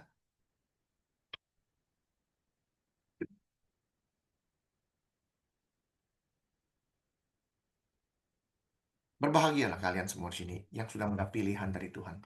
Tentu, pilihan ini bukan sembarangan pilihan, tapi berdasarkan kualifikasi. Yaitu apa? Sudah menjalankan apa yang Tuhan inginkan dalam hidup kita. Berbahagia Lucy, Ibu Erni, Cece Agatha, Alin, dan Ibu Sandra. Ibu Sandra barusan kasih kesaksian yang luar biasa. Dia sudah menjadi saksi sekarang. Pemilihan itu sedang terjadi. Sisa-sisa Israel. Kitalah sisa-sisanya. Dan kita akan memerangi peperangan ini dan kita akan menang. Pasti. Kalau kita perang, udah tau menang, takut nggak? Kita perang, Udah pasti jaminan menang. kita udah gak ada takutnya. Udah pasti menang. Karena sudah ada buktinya. Dulu menang. Dulu benar kekristenan menguasai dunia. Kalau nggak pernah menguasai dunia, dunia nggak Kristen sampai sekarang miliaran orang nggak mungkin. Kalau nggak ada pengorbanan para pejuang-pejuang iman tersebut, mereka sudah menang. Tapi gara-gara duit, gara-gara setan yang menguasai dunia dan manusia dikuasai keinginannya, setan nggak perlu perang-perangin manusia. Yang dikasih apa? Kenikmatan dunia. Dan dunia terbuai olehnya. Terutama dunia orang-orang kudus. Yang mau berkompromi dengan dunia. Ya. Dunia ini kuasanya sudah diambil oleh Kristus, benar. Tapi setan nggak diem. Dia nggak akan pernah diem. Ya. Kira-kira sampai sini jelas nggak? Wahyu 6. Lucy, Bu Erni, Alin, Sandra, Cece Agatha. Jelas nggak? Bacanya gimana Wahyu 6? Siapa kuda putih? Siapa kuda? Orang benar. Orang benar. Orang kudus. Siapa yang menunggangi? Penunggangnya Tuhan Yesus. Apa itu panah? Panah. Hah? Ya, apa itu panah? Panah itu kemenangan. Kemenangan. Lalu mahkota? Mahkota kehidupan. Mahkota kehidupan. Apa itu mahkota kehidupan? Kehidupan kekal. Kehidupan kekal, that's it. Banyak orang membagi mahkota ada 7. Mahkota kehidupan, mahkota apa namanya? Kemuliaan. Kebenaran. Ada mahkota, Iya. 7 mahkota. Sama. Itu satu paket. Kalau kita hidupnya kekal, dapat semua. Mulia dapat, hormat, segala macam dapat. Lengkap, satu paket. Nggak dipisah-pisahin. Jelas? Oh gitu ya. Iya pasti ya. Iya dong. Namanya udah hidup kekal ya udah pasti dapat semuanya. Dapat semua, satu paket. Tapi sama orang Kristen dipisah-pisah. Biar bingung. Nanti ada yang dapat mahkota ini saja. Nanti ada yang dapat mahkota ini saja. Ngapain? Saya mau dapat semua. Susah hidupnya. Maunya hidup susah beneran. Yang gampang dibikin susah. Itulah manusia. Jahatnya manusia. Yang ngajarin siapa? Setan juga. Sehingga pada berantem. Nanti saya lebih pintar nih. Nanti saya ada mahkota jadi gubernur. Banyak yang bilang kan nanti di sana seperti pemerintahan. Kalau pemerintahan kan ada rajanya, ada wakilnya, ada menterinya, ada gubernurnya. Ya udah gampang. Pertanyaannya pada lu nih yang ngajarin gue, lu nih gue ajarin. Lu mau nggak jadi jongos di surga?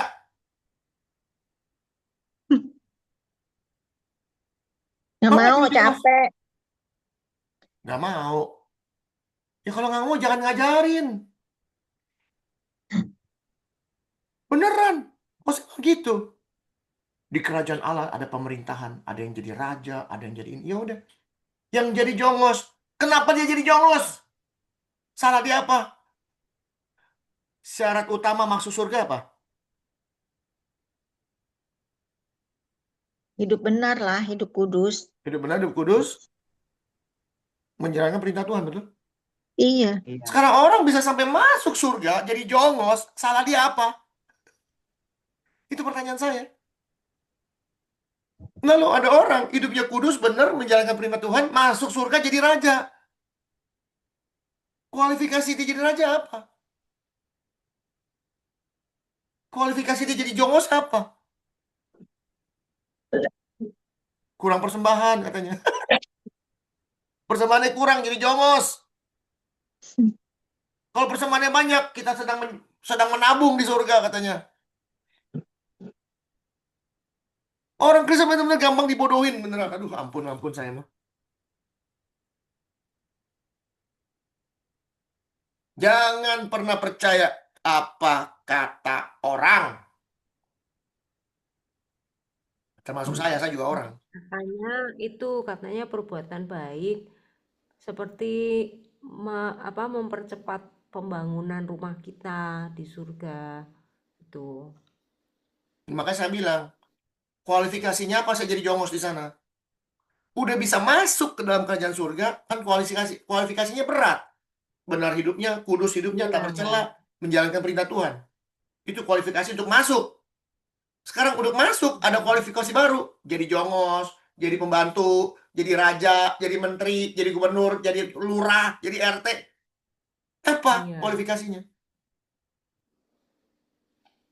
Iya tuh masih diajar begitu juga. Nggak make sense nggak menurut kamu? Gimana tuh? Enggak Nggak make masuk sense. akal. Maka saya tanya, lu mau nggak jadi jongos? Nggak mau. Gimana Nggak caranya supaya mau. nggak jadi jongos? Oh, kita harus memberi persembahan yang banyak, membangun duit lu ngomong. Kan gitu. Kalau enggak karena mereka kan hamba Tuhan, mereka punya jabatan di sini, followernya banyak, jemaatnya udah banyak, udah punya gereja banyak. Nah itu di sana ya juga tingkatannya tinggi. Oh, jadi kalau pendeta punya jemaat 1.000 bisa jadi menteri. Kalau jemaatnya punya 10.000 bisa jadi gubernur. Kalau jemaatnya 100.000, Iya. wah jadi apa? Nanti jemaat, pertanyaannya yang jadi raja berapa banyak jemaatnya? Tahu.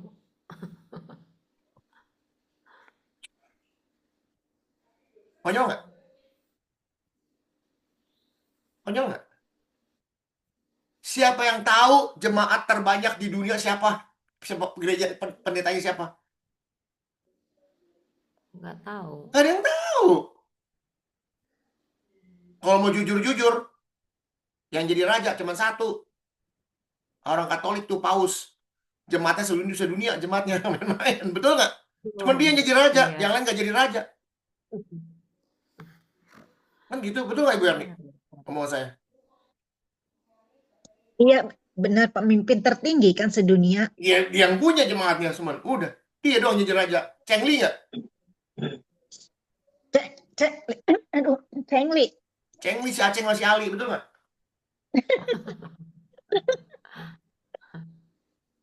Kan gitu.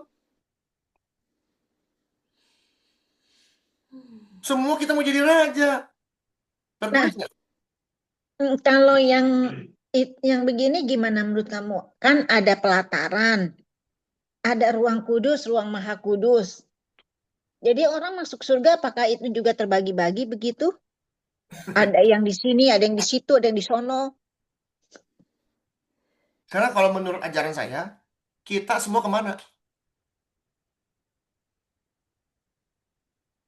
Kita Ruang kembali Maha kemana? Kudus. Kita akan kembali kemana? Maksudnya ya ke Ruang surga. Maha Kudus. Pertanyaannya kemana? Iya. Ya di mana? Pertama Ruang kali Maha manusia Kudus. diciptakan ditaruh di mana? Taman Eden, Ya di situ kita Firdaus. pulang ke sana. Pakai pelataran lah, pakai maha kudus lah, maha begini, begono, begini, Iya. begono. Lu ributin lu masuk ke sono. Ributin lu bisa masuk atau enggak. Itu yang bener. Betul nggak? Kita Iya, ributin nih, iya kita mau benar. kemana nih. Tapi kita nggak tahu jalan ke sono gimana. Percuma nggak ngomongin ributin? Mm-mm. Percuma. Lu ributin nih. Kalau saya nih udah mulai ribut, ya saya dengerin panjang-panjang udah selesai. Saya boleh ngomong nggak? Boleh.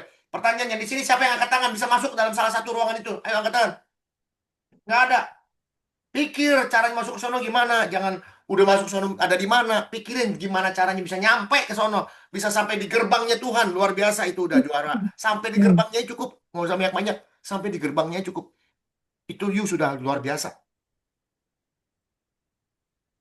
Dari mana kita tahu kita akan kembali kepada Taman Eden? Ini Itu di Wahyu kan ada. Wahyu ngasih tahu betul.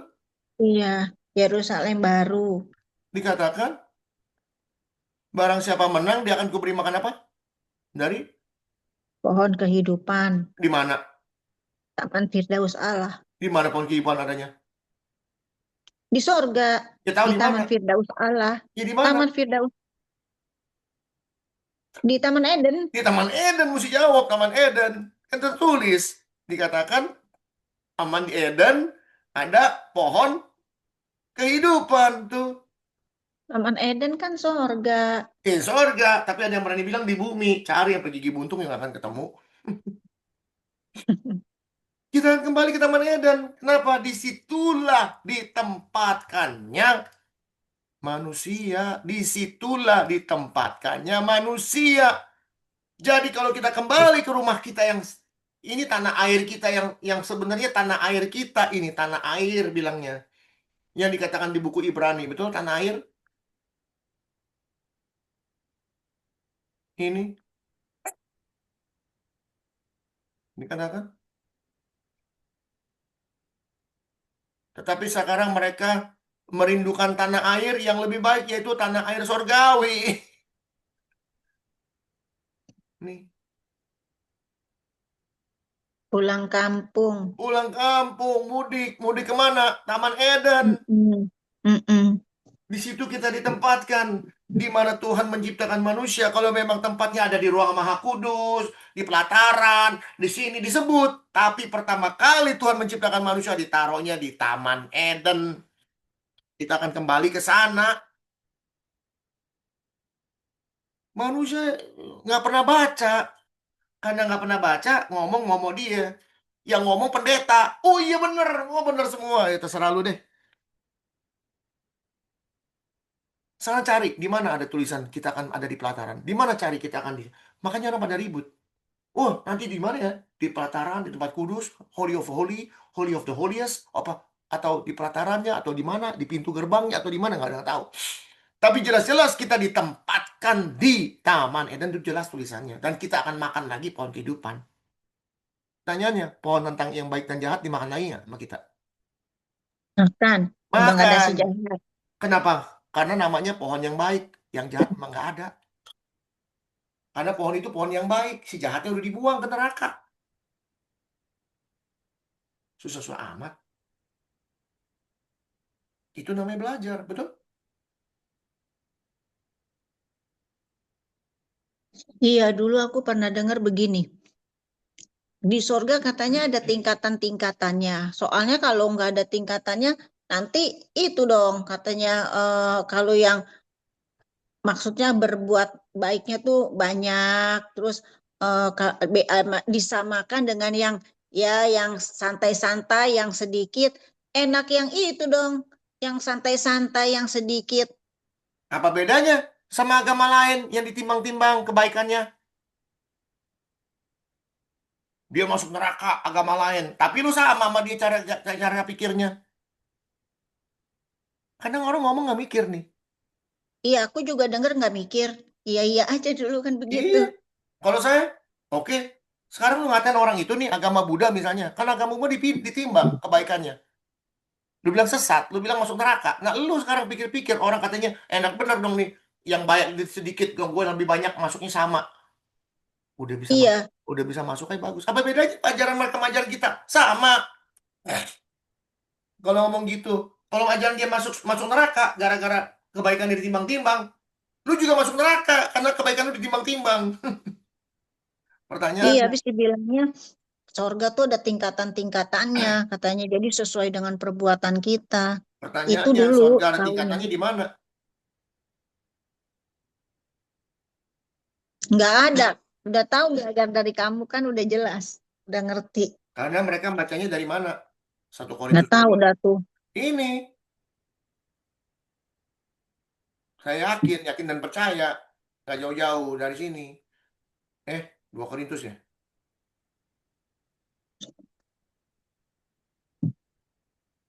Nih. Aku tahu tentang seorang Kristen 14 tahun yang lalu di dalam tubuh atau tidak, aku nggak tahu. Tiba-tiba diangkat dari tingkat ketiga. Sorga ada tingkat tuh. Oh iya, dari situ bisa jadi. Bukan bisa jadi, udah Orga pasti. Di mana lagi ada tulisan tingkat-tingkat? Mm-mm. Diangkat ke tingkat yang ketiga dari Mm-mm. sorga. Dia nggak Katanya tahu. ada 7 tingkat. Iya, ini kalimat tulisannya sorga. Padahal kalau bahasa Inggrisnya disebut apa? Heavens, bukan sorga. Ini Yesus, bicara Yesus. Kenaikan Yesus, ini kenaikan Yesus nih. The intercession of Jesus Christ, ya. To the third heaven, ya. Langit ketiga, langit ketiga. Artinya Yesus pada saat naik ke atas, kan ketutup awan, ditulis kan ketutup awan. Kisah para Rasul kita baca nih.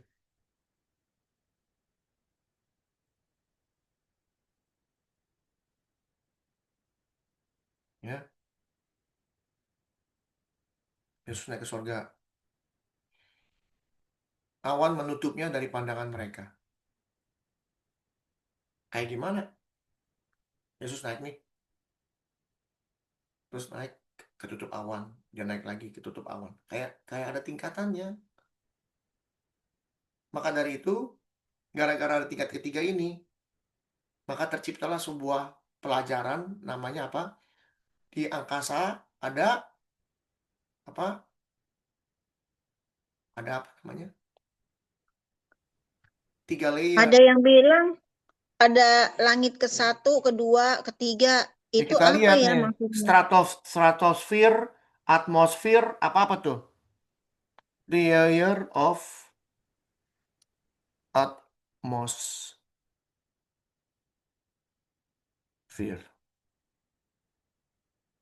3 layer of atmosphere. Nih disebut troposfer, stratosfer, mesosfer. Tuh, ada 3 tingkatan. Jadi orang lihat nih kayak terbang ke atas, Yesus terbang ke atas, naik ke atas, ketutup awan, ketutup awan, ketutup awan, teng hilang. Kan gitu. Itu yang dilihat oleh Paulus. Jadi salah satu witness atau salah satu saksi kenaikan Yesus, Paulus lihat. Tapi orang berpikir Paulus pergi ke surga, betul? Pernah nggak dengar bahwa Paulus pergi ke Shalom, Bu Mikal? Makasih. Shalom, selamat malam. Malam. Ibu Mikal pernah dengar nggak kalau Paulus pergi ke Pembahasan surga? menarik ini. Hah? Pembahasan menarik. Iya. Paulus pergi nggak ke surga? Pernah dengar nggak Paulus yang ke surga? Ya, dulu taunya Paulus ya itu kok, bukan Tuhan Yesus. Baru Tapi tahu Yesus nama ini Allah. jelas-jelas Yesus dikatakan, aku tahu seorang Kristen, disebut orang Kristen, padahal dia ke Yesus 14 tahun yang lalu, entah di dalam tubuh dia nggak tahu, entah di luar tubuh juga nggak tahu. Artinya apa? Dia juga nggak tahu manusia itu punya roh atau enggak. Karena apa? Karena yang naik terlihat. Yesus naik rohnya atau tubuhnya yang naik? Ayo, Tubuh. tubuh. Jadi di dalam tubuh saya juga nggak tahu, di luar tubuh juga nggak tahu. Yang tahu apa? Cuma tahu yang tahu Allah. Nah, orang itu tiba-tiba diangkat ke tingkat ketiga dari sorga. Langit sebenarnya. Dia pergi ke sorga. Aku juga tahu tentang orang itu. Dia tahu. Dia kenal ini siapa. Orang ini. Entah di dalam tubuh, entah di luar tubuh. Aku nggak. Tiba-tiba dia diangkat ke Firdaus. Ia mendengar. Dan ia mendengar kata-kata yang tak terkatakan. Yang tidak boleh diucapkan manusia. Kok Paulus bisa tulis ada kata-kata yang tak terkatakan? Kalau kita udah belajar, Ini apa? Kita ini barusan belajar nih. Wahyu 4, Wahyu 5, Wahyu 6. Kita barusan belajar nih. Waktu Yesus naik ke surga, ada apa? Penyambutan. Ada penyambutan Iya, di surga. ada.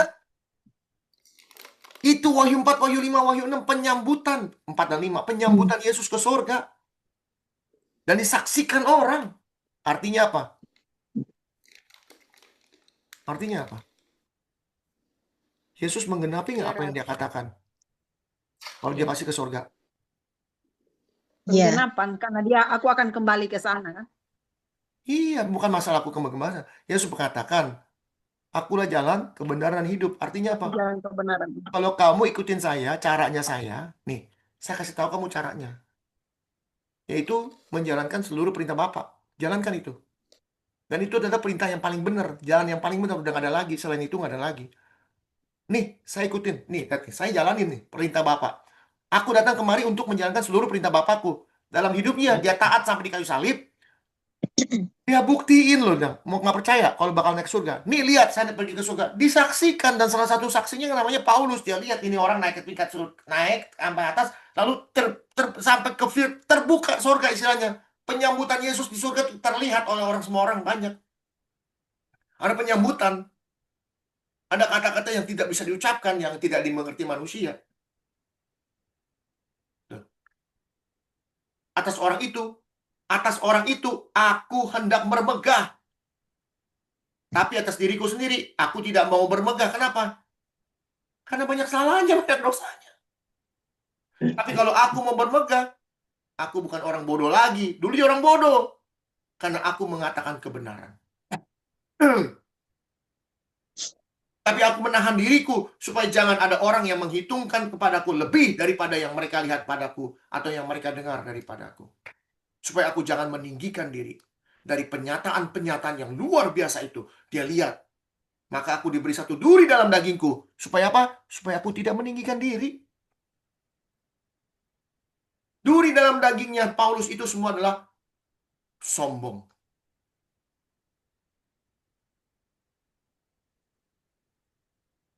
Lalu dia datang kepada Tuhan. Tuhan tolong, mohon. Buang kesombongan ini. Tapi Tuhan bilang apa? Justru karena kesombongan itulah kuasaku nyata. Artinya apa? Pada saat Paulus mulai merasa dirinya sombong, dia mulai berasa karyanya Tuhan. Ditekan sombongnya dengan karya Tuhan. Tapi kalau sombongnya dibuang sama Tuhan, dia nggak bisa sombong, misalnya udah nggak usah sombong lagi. Apakah dia bisa merasakan kasihnya Tuhan? Bagaimana menekan sombongnya? Bisa nggak? Enggak. Nggak bisa, karena dia udah nggak rasain sombong. Iya, nggak tahu bedanya. Nggak tahu bedanya Tuhan berkarya atau tidak, dia udah nggak tahu, karena sombong udah nggak ada. Tapi sombong itu masih ada. Utusan iblis dikatakan, iblis membuat kita sombong. Dikatakan utusan iblis itu artinya apa? Keinginan yang ada di dalam si iblis. Iblis itu keinginannya apa? Sombong. Keinginan si iblis. Bapakmu lah si iblis yang kamu mau mengikuti keinginannya. Artinya apa? Utusan itu artinya apa yang dia mau. Itu utusan. Banyak orang utusan tuh ada setan di dalam dia. Nggak mungkin ada setan di dalam hidup kita, nggak mungkin. Tapi keinginan itu ada. Dan itu yang dipakai oleh si setan. Nggak pernah tahu kan? Jadi kesombonganlah yang ada di dalam hidup kita sebagai orang Kristen. Itu yang harus kita kalahkan. Dan kita minta sama Tuhan supaya kasih karunia-Nya terus ada di dalam kita. Sehingga pada saat kita mau sombong, oh, siapa saya mau sombong? Berapa kali saya selalu mengatakan, siapa saya? Jangan dengar saya, dengar Tuhan. Jangan mengagung-agungkan saya. Jangan menganggap saya orang pintar. Enggak, saya bukan orang pintar. Ini semua udah ada bukunya. Sekarang contoh. Saya tadi tanya sama Ibu Sandra. Ibu Sandra sekolah? Enggak. Kok bisa ngajar? Karena dengar Ko Hendrik. Udah. Karena saya juga dengar dari. Jadi artinya apa? Sekarang saya tahu. Si Sandra tahu. Ibu Yani juga tahu. Ibu Yani karena udah mulai khotbah ke orang-orang, bukan khotbah, udah mulai ngajar ke orang-orang. Dulu mana ngajar? Sekarang apa yang saya tahu, Ibu Yani tahu nggak? Tahu Tahu. Bedanya apa sama Ibu Yani? sama, tapi Sama. masih lebih banyak kamu Sama. mah Nggak ada taunya. bedanya. Kita sama-sama manusia. Sama-sama yang bisa dipakai Tuhan. Jadi jangan menganggap dirimu sombong. Jangan menganggap dirimu apa? Janganlah ada orang menganggap dirinya Rendah. itu Timotius, jangan menganggap orang janganlah Iya. kamu menganggap dirimu rendah, bukan. Jangan menganggap dirimu sombong karena Tuhan yang memberikan semua. Udah ada, bukunya udah ada. Alkitab namanya, tinggal baca, tinggal belajar. Mau sombong apa? Itu kalau kita tidak ada pencobaan, kalau kita tidak ada kesombongan, kalau kita tidak ada keinginan, kalau iblis tidak pernah ada di muka bumi ini, kita tidak pernah bisa merasakan kasih karunia Tuhan. Di dalam kelemahanku maka engkaulah besar. Ya toh, Ya, Hendrik? itu tadi barusan dikatakan, karena di dalam kelemahanmu lah kuasaku menjadi nyata. Sebab justru dalam kelemahan lah kuasaku menjadi sempurna. Kalau nggak ada kelemahan, bagaimana mungkin bisa merasakan kuasanya Tuhan?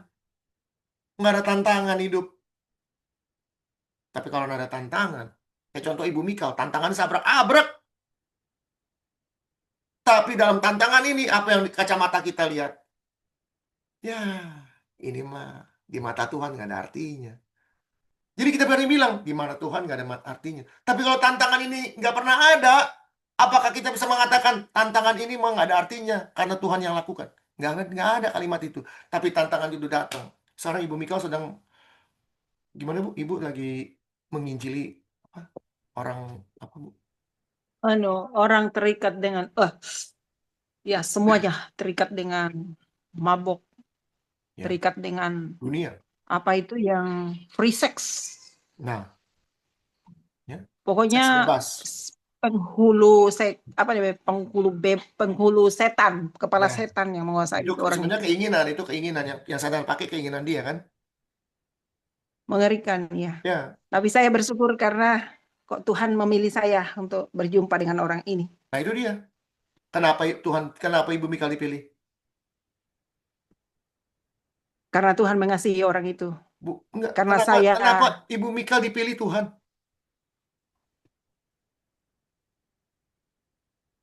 Itu pertanyaannya. saya juga bingung. Saya cuma taunya kasih karunia dari Tuhan Jangan saja. bingung. Sekarang kita mesti ngerti.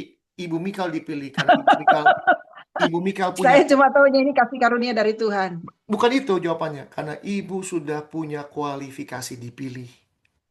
Kenapa? Amin. Ibu Mikal menjalankan perintah Bapak. Amin, Orang yang amin. sudah dipilih itu namanya orang yang punya kualifikasi menjalankan perintahnya Bapak. Sama seperti kita semua di sini, termasuk Amin. saya. Kenapa saya siapa? Orang paling kecil di antara semua keluarga besar saya, paling miskin, paling nggak punya apa-apa. Hmm. Minus bahkan, waktu saya kemarin saya minus. Nggak bener-bener pintar kagak. Sekolah dulu, bayangin, murid 48. Saya ranking 47. Dari 48 ranking 47, bangga. Ranking kedua lu. Hebat tuh si Hendrik, sekolah dulu ranking 2. Dari paling bawah. Ranking 2 paling bawah. Tapi sekarang Tuhan bisa memakai saya karena saya punya kualifikasi, yaitu saya menjalankan Yes. apa yang Bapak suruh. Luar biasa. Itu jawaban orang. Makasih. Saya dikasih pemahaman baru nih. Ya. Jadi kita bermegah di dalam Kristus. Kalau aku hendak Yes. bermegah, aku hendak bermegah di dalam Kristus. Bermegah sama orang dunia mah nggak perlu. Bermegahlah di dalam Kristus. Saya dipilih karena saya melakukan apa yang bos saya bilang saya jalankan. Itu keren. Nggak malu-maluin. Yes. Jadi nggak usah pakai malu. Di depan manusia jangan malu. Kita katakan itu. Tapi kalau orang Kristen nih dulu di gereja nih, kalau bilang kamu nggak boleh malu. Malunya apa? Yang ada di pikiran saya dulu nih, kalau malunya apa? Kalau lagi makan nih rame-rame di restoran makan berdoa, malu. Kan gitu. Lalu kalau misalnya ada orang yang agama lain kita doa, malu. Bukan itu. Kita berani menjalankan apa yang Tuhan suruh. Itu baru keren. Ya. Saya izin. Saya ada pengalaman berapa bulan yang lalu ya. Kurang lebih mau 3 bulan yang lalu. Saya itu merindukan jiwa ini. Saya pernah mengajak dia beribadah dan melayani dia untuk pendewasaan iman. Dia sakit.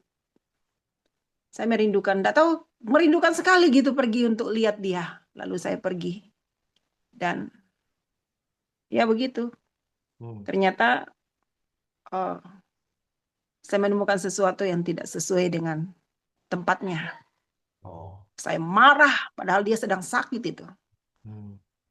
Saya marah, saya kasih tahu, ini yang kau lakukan ini tidak benar. Dan sampai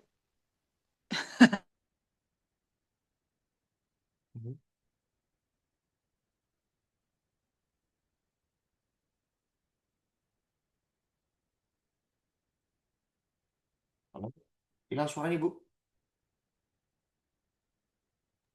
Suaranya hilang. Putus? Di saya putus atau gimana? Semua? Iya, Nggak dengar? ada orangnya hilang. Iya, Enggak ada itu. putus. Terus ya. Ada itu ya. Ada tapi suaranya hilang. Ini mulai lagi. Udah ada suaranya? Nggak ada di sini, nggak ada suaranya. Ibu Mika Iya, nggak ada. Tapi tadi tertutup, terus terbuka tadi. hilang suaranya. wifi saya ini Oh, wifi. tempat hilang. Ya. Wifi-nya bermasalah. Ya sekarang anak itu sudah kembali dan memberi diri. Saya bilang kamu punya kemampuan. Berikan itu ke Tuhan. Kemampuan kamu ini. Dan jangan kotori hidupmu. Dengarin, sehebat apapun kamu kalau kamu tidak hidup dalam kekudusan, tidak ada nilainya apa-apa. Amin. Tidak berfaedah untuk kamu dan tidak membangun sesama. Amin. Oleh sebab itu, kebenaran harus kamu hidupi dalam hidupmu, supaya sekecil apapun yang kamu lakukan, itu bernilai luar biasa. Ya. Iya, Bu, makasih. Saya bilang kalau itu enggak dari Tuhan, putuskan, buang. Berdoalah supaya kau dapat tulang rusuk yang memang Tuhan kirim, bahwa itu tulang rusukmu. Mencari pasangan juga jangan sekedar sama-sama suka, tapi benar-benar Tuhan kasih itu yang terbaik. Yang takut akan Tuhan. Nggak usah takut, nggak punya pacar. Yang penting yang benar, kamu benar sudah ambil komitmen yang benar. Itu pasangan yang Tuhan kirim. Paham kamu? Iya, Bu. Saya pikir dia akan kabur. Puji Tuhan, dia sekarang rajin ibadah. Ya, saya bilang kamu gagah-gagah begini, sikapnya nggak sesuai firman. Udah tahu firman, kamu tahu nggak? Binasa orang kalau udah tahu firman baru sengaja melanggar. Iya, Bu. Ya, puji Tuhan. Komsel, datang. Ya, itu pengalamannya luar biasa. Tuhan Yesus luar biasa mau mengasihi. Amin. Iya, betul itu. Ya. Nah, Thank you. jadi tadi kita nih dalam waktu 2 minggu ini kita lagi belajar tentang Wahyu 4, Wahyu 5, dan Wahyu 6 mengenai materai yang dibuka. Nah, sebelum masuk materai yang ke-6 yang dibuka, yang 7 materai ini, kita mau tahu kenapa dan apa. Ternyata Wahyu 4 dan Wahyu 5 itu adalah cerita yang tidak pernah diceritakan oleh gereja, bahwa Yesus pada saat dia naik ke surga di Kisah Para Rasul, disaksikan begitu banyak orang, termasuk Paulus. Dia pergi ke surga, di surga itu ada apa? Karena pernah ceritain. Ternyata cerita itu ada di Wahyu 4. Penyambutan Kristus. Sebelum Yesus disambut, Wahyu 4 persiapan. Persiapan penyambutan kedatangan anak domba. Persiapan pahlawan perang yang sudah mengalahkan dunia. Persiapannya di Wahyu 4. Di Wahyu 5, terbukalah semua persiapan-persiapan itu. Waktu dia naik, semua makhluk tersungkur. Memuliakan dia. Bahkan ada pentabisan bahwa dia menjadi imam untuk selama-lamanya. Menjadi imam tertinggi. Dia menjadi raja atas segala raja di sana. Wih, dahsyat. Itu 4 dan 5. Dan dia diberikan suatu gulungan kitab yang di materai 7. Hanya dia yang bisa buka. Dan dibuka itu di Wahyu 6. Kita baru belajar Wahyu 6, materai pertama tadi barusan. Udah dari tadi ya. Kita akan masuk ke materai kedua. Nanti Ibu Mikal, saya kirim videonya untuk tahu mengenai materai yang pertama ya. Jadi materai kedua, kalau kita baca Kalau kita baca. Ini minggu depan ya, Senin ya. Ingat. Kalau udah baca Wahyu 6 nih, aku melihat sesungguhnya seekor kuda putih, orang yang menungganginya memegang sebuah panah, kepadanya dikaruniakan sebuah mahkota, lalu ia maju sebagai pemenang untuk merebut kemenangan. Pertanyaannya, siapa kuda putih? Siapa kuda? Orang benar. Orang kuda itu adalah keturunan Yehuda Itu dan Buddha. Yesus keturunannya, dan kita adalah keturunan Kristus. Oke? Putih itu apa? Suci, kudus. Kudus. Jadi orang-orang keturunan Kristus yang hidupnya suci dan kudus, betul? Lalu siapa yang menungganginya? Tuhan Yesus. Sebentar ya Pak, sebentar dulu. Saya lagi siapin catatan. Oke. Nggak apa-apa, kan dia direkam. Nanti Ibu saya lihat nanti ceritanya. Oh iya ya. Nanti Ibu Oh dengar iya. lagi ya. Saya kirim videonya nanti.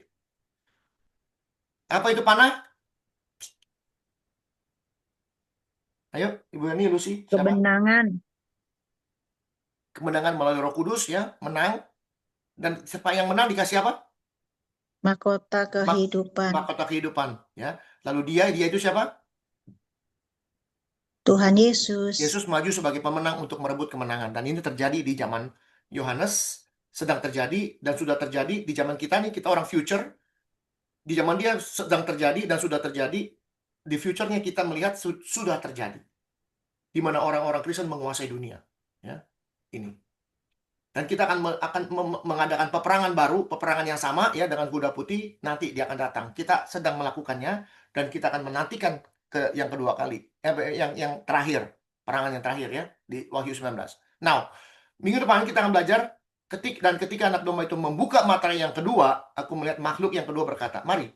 Lalu majulah seekor kuda lain. Kalau kita sudah bicara kuda, ini siapa? Sebenarnya Kita. kalau udah Kita baca aku semua. udah bisa semua nih. Hah? Ya kita umat Manusia percaya. yang lain katanya. Seekor Oh, kuda iya, merah berarti padam. Kita mesti lain. tahu kuda merah padam artinya apa.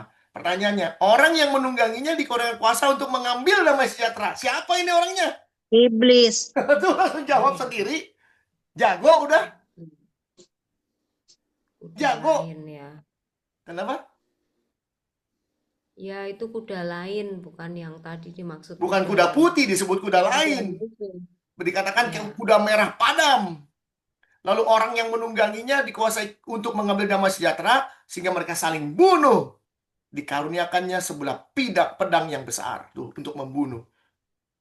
Betul? Jadi kuda itu menggambarkan manusia. Iya. Cuma manusianya berbeda. Jadi kita mau tahu kuda ini siapa atau kuda merah ini siapa? Penunggangnya udah tahu semua. Udah jago. Kan nggak buang-buang waktu ngajarin orang. Ya. Pedang yang besar itu apa? Ya, kita mesti tahu. Oke? Itu minggu depan. Tapi setidak-tidaknya sudah 70% tahu semua cerita ini. Satu atas diajarin, ke bawahnya gampang nggak? Ya. Pertanyaannya, Ibu Yani bilang, oh itu penunggangnya setan. Oh ini kuda ini pasti orang lain di luar Kristen. Itu berdasarkan opini apa berdasarkan apa yang kita pelajari?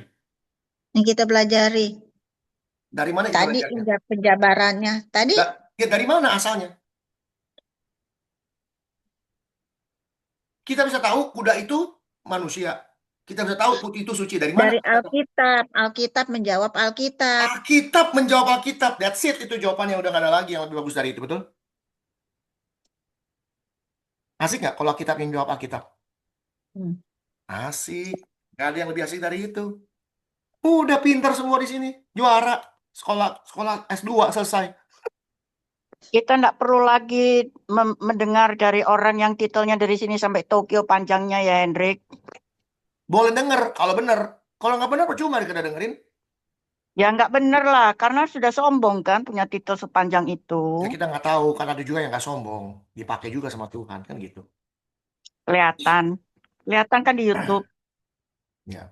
Jadi kita ini sudah jam 10, udah waktunya saya pergi kerja. Ibu Mikael terlambat sedikit, nggak apa-apa. Tapi terima kasih sudah memberikan kesaksian.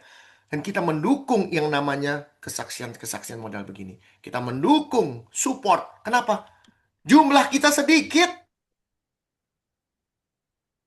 Orang-orang pilihan Tuhan tuh sedikit. Orang-orang yang mau melakukan perintahnya Tuhan itu sedikit.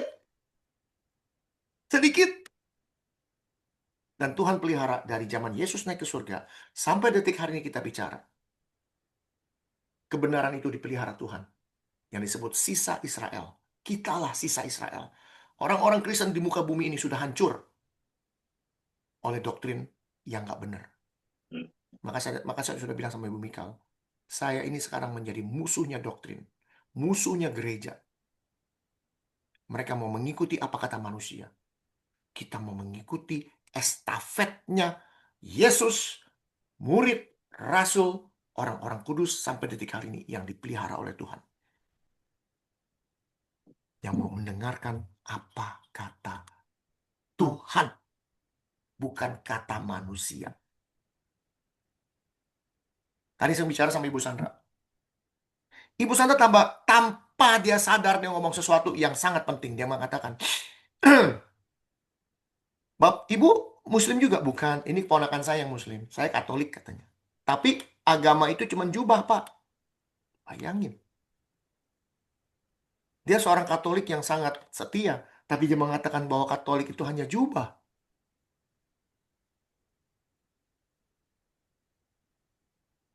Artinya apa? Artinya dia bukan orang agamawi. Dia mengenal Tuhannya dengan baik. Yang disebut pengikut Kristus. Katolik, Kristen, Protestan, segala macam, itu jubah. Tanpa dia sadari, dia sekolah STT juga kagak. Tapi dia katakan, itu hanya jubah. Bahasa dari mana dia belajar? Kalau bukan Roh Kudus yang mengatakan itu. Kalau bukan Roh yang menguasai bibirnya. Bukan kamu lagi yang berkata-kata, tapi Melainkan Kristus.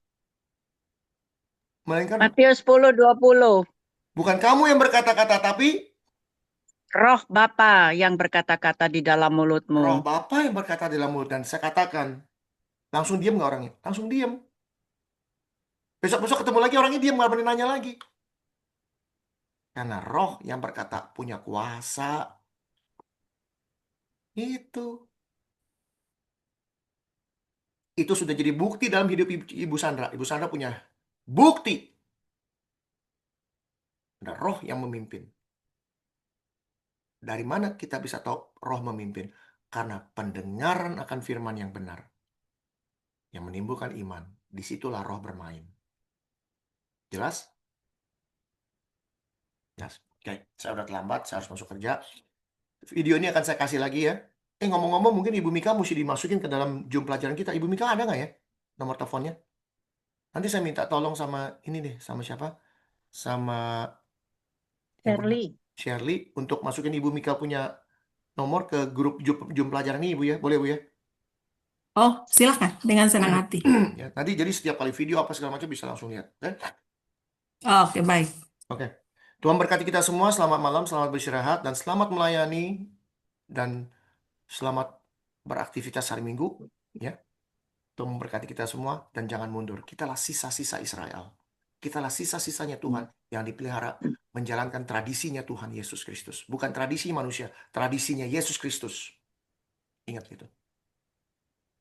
Jelas? Jelas ya? Tuhan berkati kita semua. Sampai jumpa hari Senin. Seru Thank nih. you, Andre. Selamat malam semua. Hati-hati. Bye. Terima kasih.